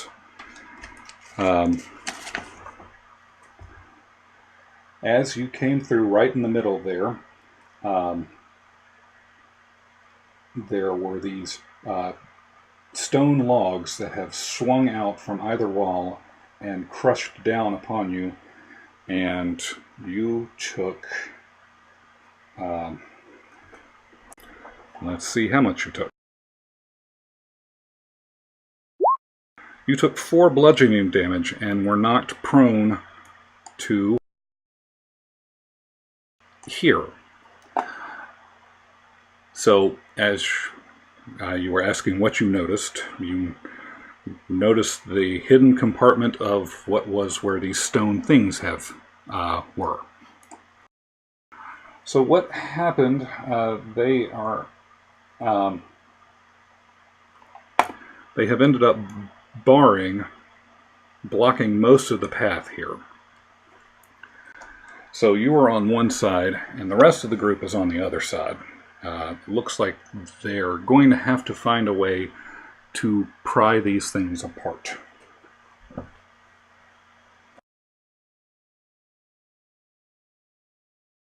Sounds like a job for the strong people.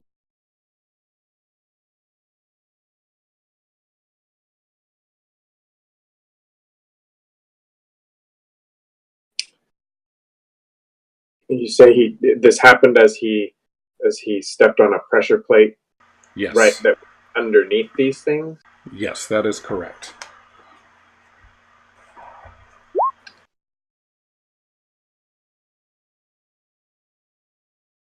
You all right, Raz? Can he hear us if we? He can hear you, yes. And I'm assuming Siona was helping with that, yes? Mm-hmm. Yes. All right, so the two of you get on either side of these, and you start pushing, and you start prying these stone hammers apart from each other, and you manage to get it to where people can kind of slide through the middle of them, so long as you maintain your pressure on them. Where's that Where's that rod at? rod at for holding? I dig through the bag of holding and get the rod.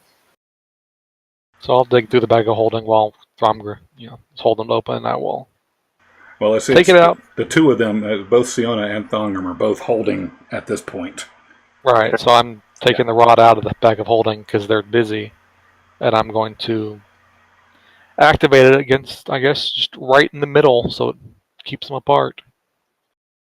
Well, you'd have to activate it against one with the other one. You can stick it in the air and press it, and it'll float there.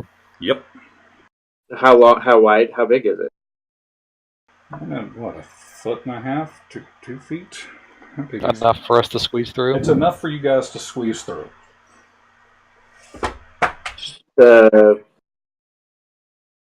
Don't want to lose it. Well, once we're through, we'll hold the door again and y'all deactivate it. Okay. Put it back in the bag. Sounds fair.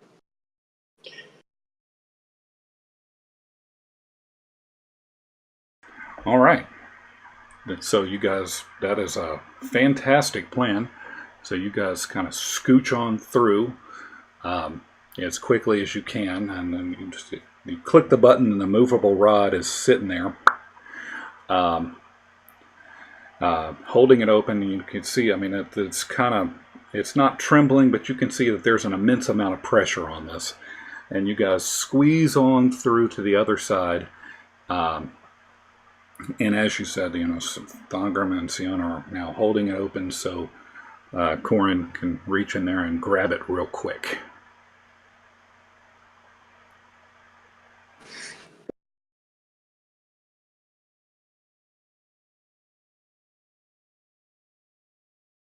All right, Raz. Boom! And as they do that, the stone pillars close to a slam shut, and you guys are facing this beaten bronze door. Okay, so we should be checking traps. Here, although Well, you don't want to just barrel forward without waiting. Yep. Ow. Corin, why don't you please do that? All right, I will go up to that door and check it for traps. Okie dokie. of course I will offer my guidance. Probably don't need it. No. So you look at this, and this particular door appears to be trap-free. Does it have handles? You know, we're going to say that it does, and that it swings in towards you.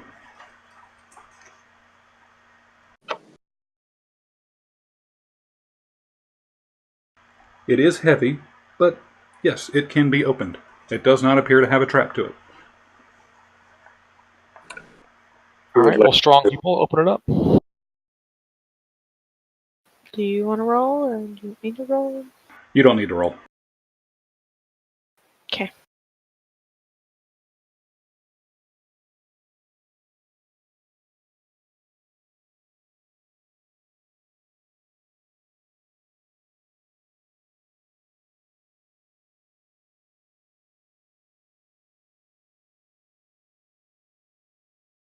This room is constructed of large stone blocks, buttressed in the corners. The walls are wet and slimy, and mud covers most of the floor in a thin coating. To the east and west may be seen stone doors recessed into the wall, and to the north a set of stairs that leads down. In the center of the chamber sits a large polished boulder amid a pile of smaller rounded rocks.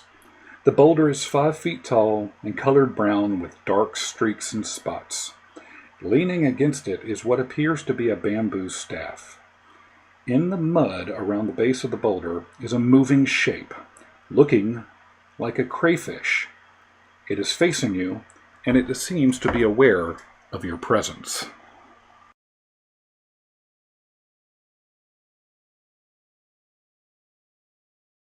I'm noticing an aquatic theme here. Well, if the whole thing's mud, I'm not going in first. I'm staying right where I am.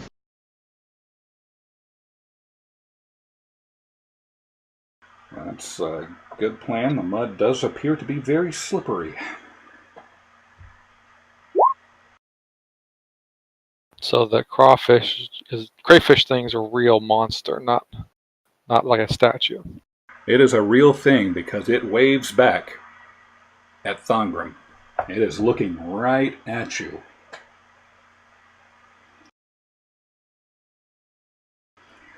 As you open the door, you see it, and it is looking, again, it is very aware of your presence. Is the gas in this room as well? Yes, it is. So,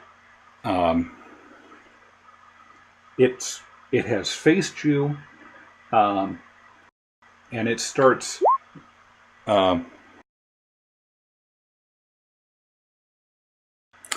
Thongrim offers it this jerky, it brings up its claws to attention and starts yelling at you in this ancient language.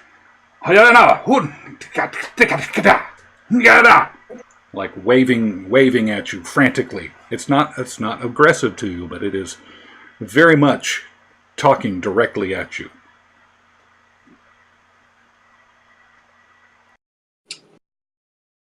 Oh, we have a score. Can we comprehend this language? If only we had suddenly acquired an appropriate spell. Yeah.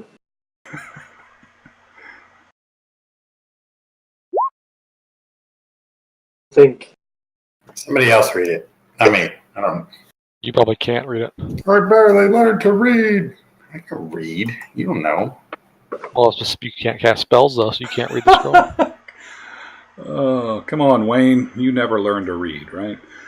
All right, so is somebody going to cast that spell? I guess it's either me or Raz. Go for it. All right, I will take the scroll out, and I assume that's a level 1 spell, right? I think so. Yes, okay, it is. then I will cast it. All right, so I think that gives you the ability to understand languages for what, 60 minutes? I assume? We'll just assume, we'll figure 1 that out. hour. 1 hour. All right, there we go. Time starting now. So as it's chittering and yelling at you, you hear it say, "Who is this? Who dares to enter the chamber of the Guardian? You had better go, or I'll have to discharge my sacred duty. Be off with you before I lose my temper." And just for the record, I understand the literal meaning of any spoken language. Yes. So basically he's saying, get out or he's going to do something about it. None of us can understand this, but I relay what he is saying. Yes. we're trapped down here. We need a way out. Does he know a way? I can understand him. He can't understand me. This strange sensation touches me in the back of the head and then tells me in sort of this weird language and this weird subconscious says, "Speak your will." And I use my awakened mind ability to communicate telepathically with this creature.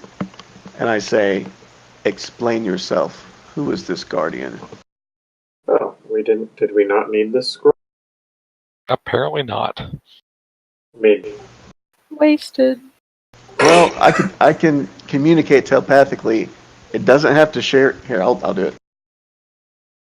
He may not necessarily understand what the language, the communication, right?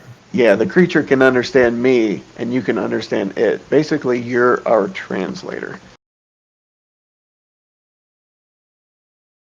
So you talk to it talks to me, I talk to you. Bingo. I love it. All right. So, the Guardian is... It's like talking to R2-D2. Yes, I know. Jesus. Even though I'm prepared for this, I'm still not prepared for this. So he's looking at it and he's... the Guardian is Kalkakila. And he points behind him as if that is the Guardian. But you should not be here. I've been charged with helping to protect him from people, from invaders. Show us the way out. Show us the way out.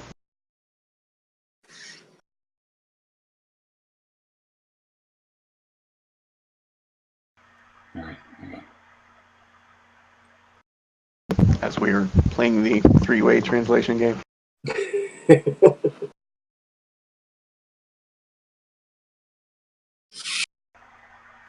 So the crayfish. Oh, by the way, according to the rules, he can talk back to you. So I'm not needed.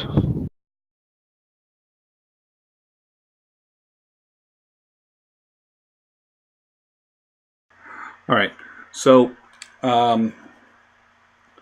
roll me a persuasion check, please, Mr. Raz.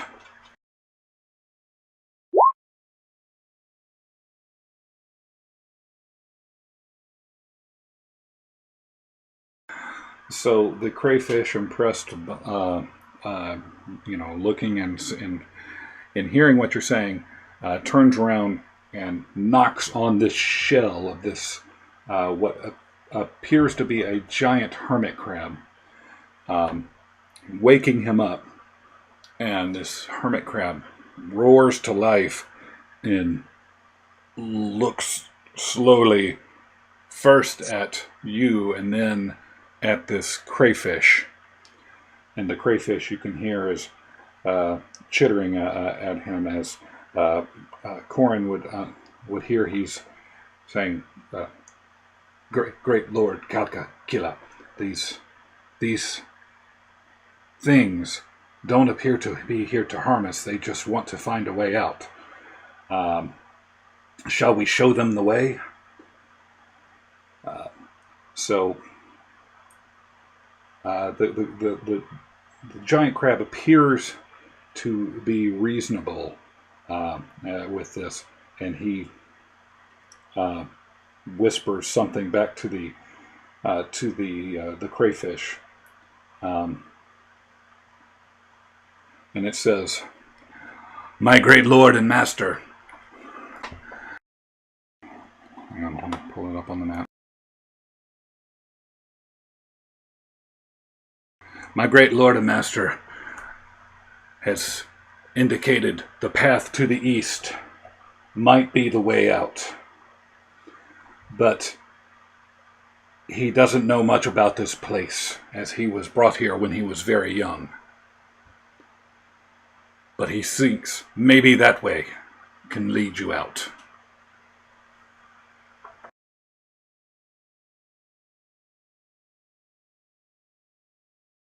I ask Raz, is he a prisoner here? Is he? If he was, he doesn't realize that he was a prisoner. He's just been here, and this is his entire life in this chamber. So he doesn't know any different. This is his home, and he's willing to protect it. I say thank you. We'll be on our way then. And they acknowledge that, and while they are still wary of you, and they are on guard, they are not appearing, they are not being aggressive towards you. East is up, right? Correct. East is up. I'm going to kind of stay. Well, it's eastbound and down. Oh, That's a different show. I say, I think it's safe. Let's load it up and truck it.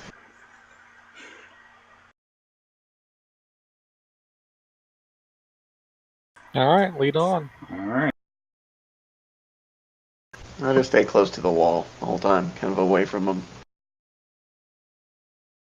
Tell everyone to follow me closely. All right, Thongrim, what you doing there, buddy?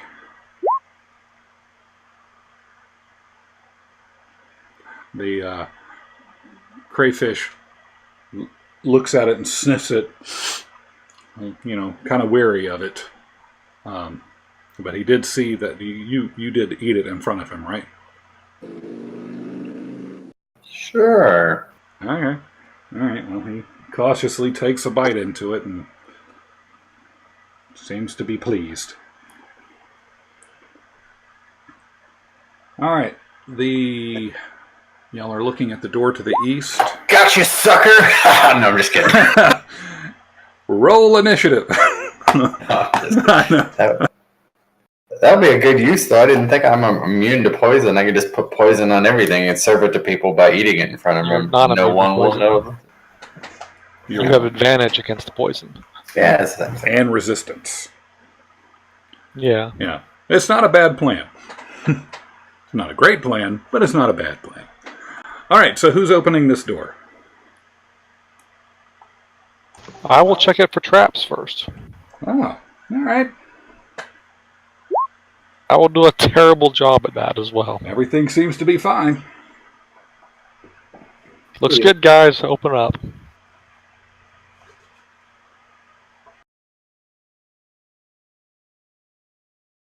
I assume it will be Siona. Do I need strength to open a door? No, you're just strong. It'll just open. Okay, I open the door. You're a vice principal strong woman.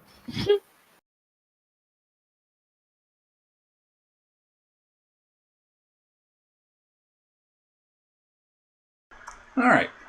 The walls of this corridor are wet and slimy. The stucco covering has become saturated with water and is decomposing and sloughing off in spots along the southern wall, exposing the seams of one of the large stone blocks from which this structure is built. Is there still gas in the area? There is still gas in this area. The floor is slick in the room you are presently in, but not in the hallway towards the east.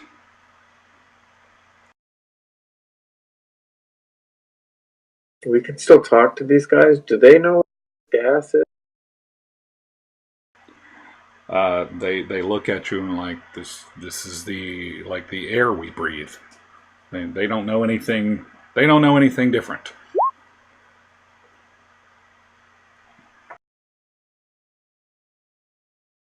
And they haven't left this room to know if there's any place where it isn't. Correct. All they know is that this is the air they breathe. You kind of get the, as they're talking to Corin, you get the intent that they're like, oh, wish we could help you, but we think you're crazy. There's, what gas? Oh,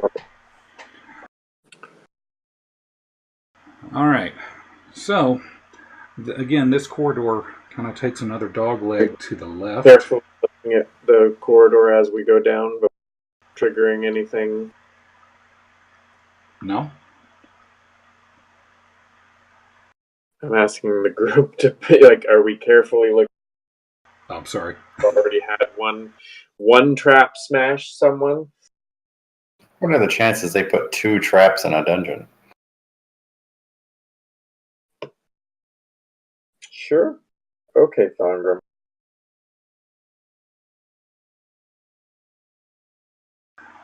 You're sturdy. You can take it.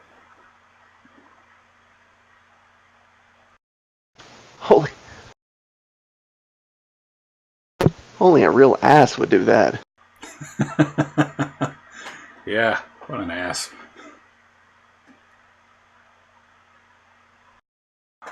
All right, so y'all are looking down this corridor. So Thungram's looking around, and he does see that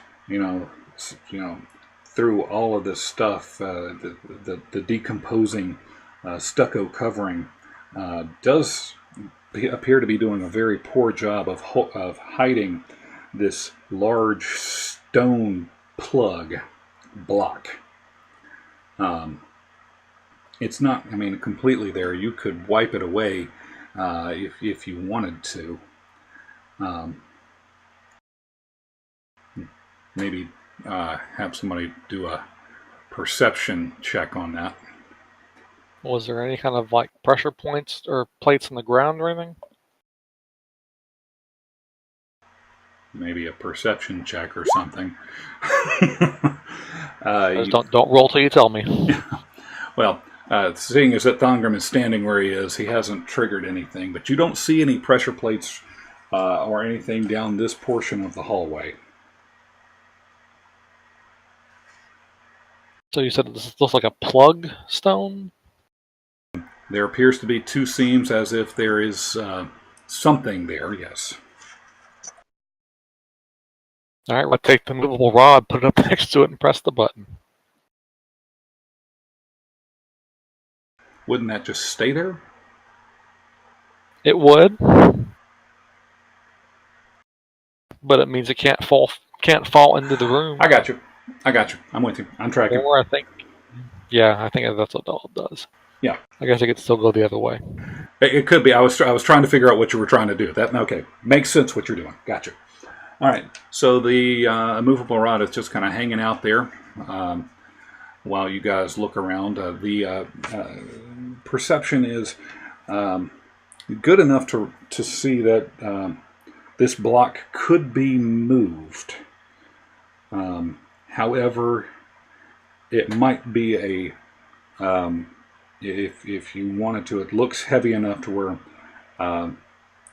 many of you would have to work together. You do see that it is about 6 feet tall, 3 feet wide, and you can't really gauge how thick it is. But it looks like it could be moved.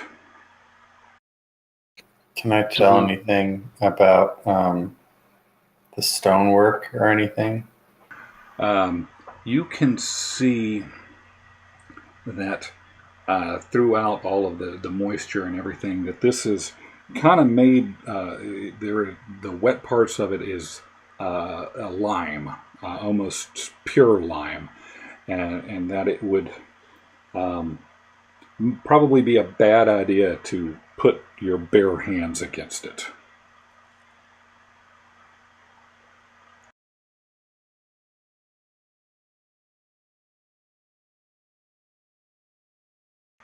But you get the, you know that this stone, it's heavy based on this work. You know that it would take a good amount of strength, but between 4 of you, you could probably make that happen.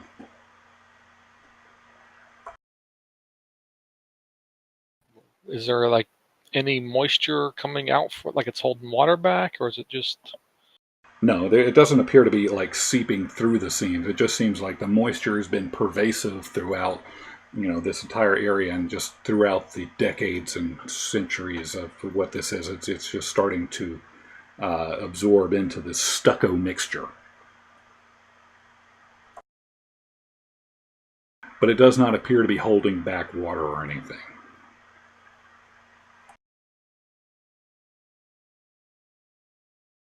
I want to come up here and peek around the corner.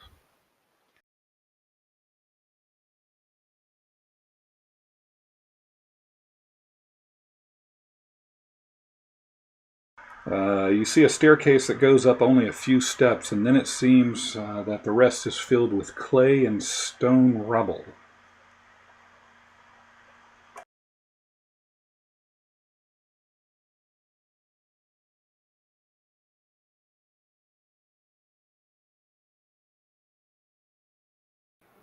So do y'all Don't want? touch the walls. It's got lime and it will burn you.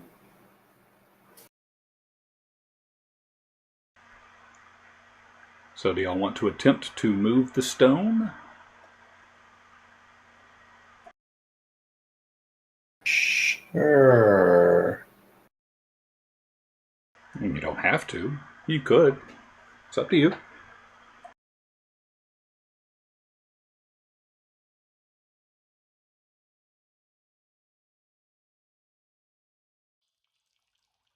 If you're going to do it, I need 4 of you to roll to get up there and roll a strength check, and let me know if y'all are actually touching the wall with bare hands.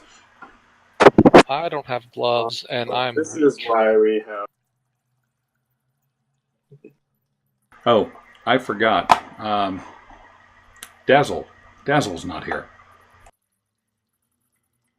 I assume he's just waiting outside, or Oh, did you Fall in with, or did he? Yeah, did you want it down here or not?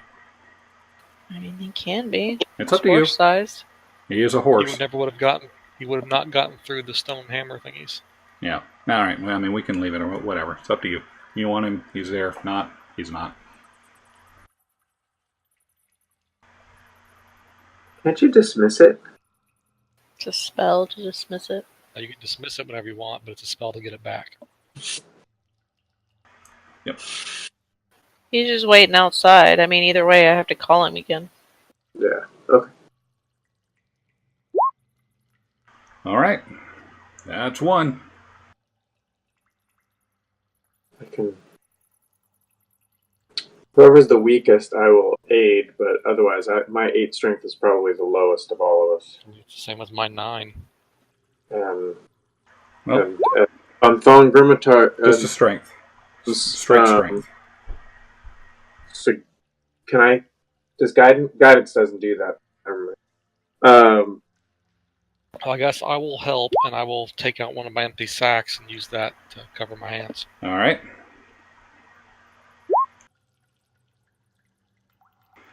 Okay. I can math.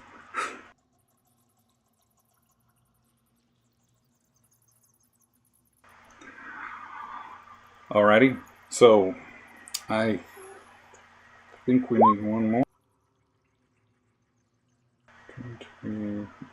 Okay, yes, all right, all right. So as y'all are pushing against it,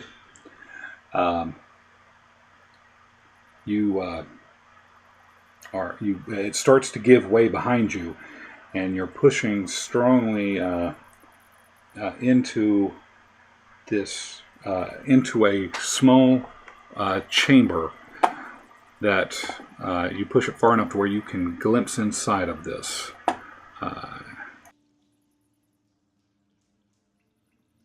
This is what you see.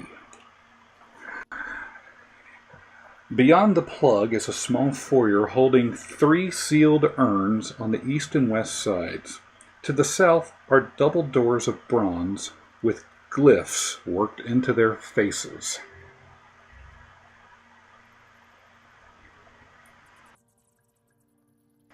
Now y'all are looking into this, let's see, since Corin had that spell, he see these glyphs, and he can translate it, and he reads, "Here lies Tlokes Papalocus, master of the others, who is like the wind and the night." It's amazing that you can read that with the inflection. It's amazing. And being in pitch black. Yes. I thought you had your dancing Nope, lights. that's I assume I have a torch out because the spell is concentration. Ah, yeah. So we'll just assume I have a torch going. Yeah. All right. So you see the glyphs there.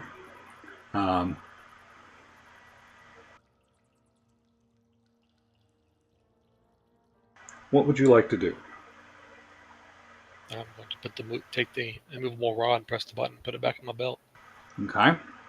That's a good idea. Are these pots? They are urns.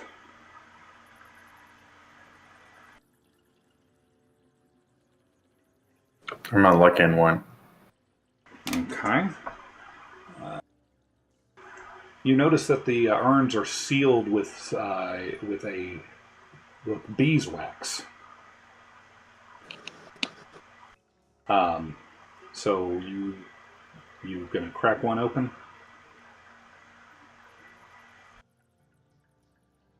Nah. Are they all sealed? They are all sealed, yes. I'm sorry, I'm sure they'll get broken later. You don't want to see if there's rupees inside or something? All right. So, you're looking at these doors. What do you want to do? I will open the door. As you push on the doors, you realize that they are locked.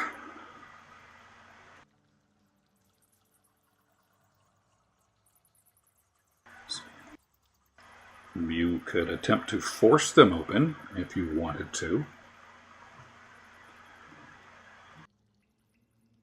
I will look back in Corin's direction, give him the additional "this door is locked" symbol. I like that's a good old symbol. It says age old.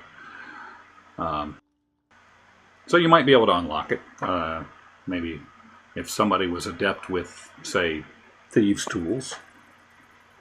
If only someone like that existed. I was wondering. I will give it a shot. About the best I can do. Dear Lord, is 28's the best? No, about the best. I could have rolled one more.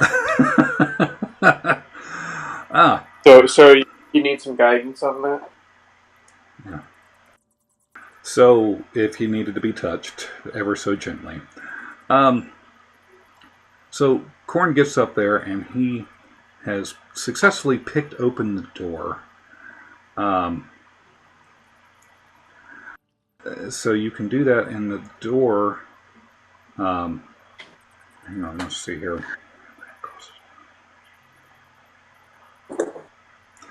You hear, as it changes, you hear a small clinking sound as if something is falling back into place on the opposite side of the door. But it is unlocked. So you roll me a perception check, if you would, please, Corin.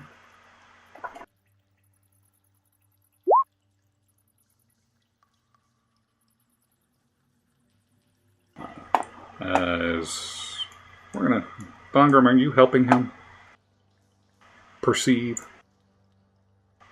I mean, I'm there, I guess, right? Sure. Yeah, sure. Yeah, I like that. But anybody ever answered no to that question in I'm the history of D&D? I'm just, you never know. Don't let them die. Yeah, fuck that. I mean, I gave him the symbol, and then I stopped paying attention entirely. So Yeah. All right. So you notice that there's a small, that there was a small glint of glass that was, as you were doing this, was in the seam. But now that you've unlocked the door, that you can take that sphere. Actually, you've already done that dexterity check. You were able to unlock the door, leaving that sphere in a place to where it, as you're opening the doors, you are able to grab that sphere and just prevent it from hitting the floor. Okay, so we're going to say that Corin is holding this glass sphere, and this door is Thongrim is slowly opening that door.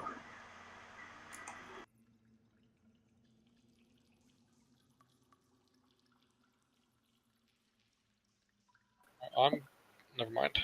What's that? I was going to do something, but I realized I can't. Okay. So you see this swirling inside of this glass sphere, by the way. You're looking at it, and there's a swirling green gas inside of it.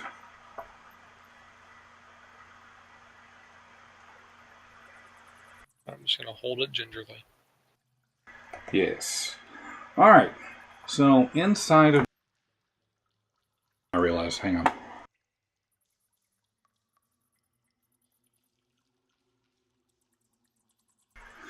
We are all following, yes? Yes, I would assume y'all are all up here. Behind the doors is a chamber cut out of rock with a veil of calcite and stalactites covering the walls. Buttresses rise from the corners, brown shot through with black, and triangular stone pillars support the high ceiling.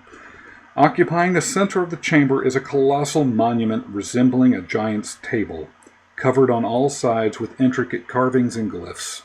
Engraved on the floor in front of the entrance is a seal that displays more glyphs. Opposite the entrance, a battle axe is embedded in the wall, 6 feet above the floor. The glyphs on the floor, Corin notes, translate to roughly, "Ah, defilers, now you shall join me in my eternal resting."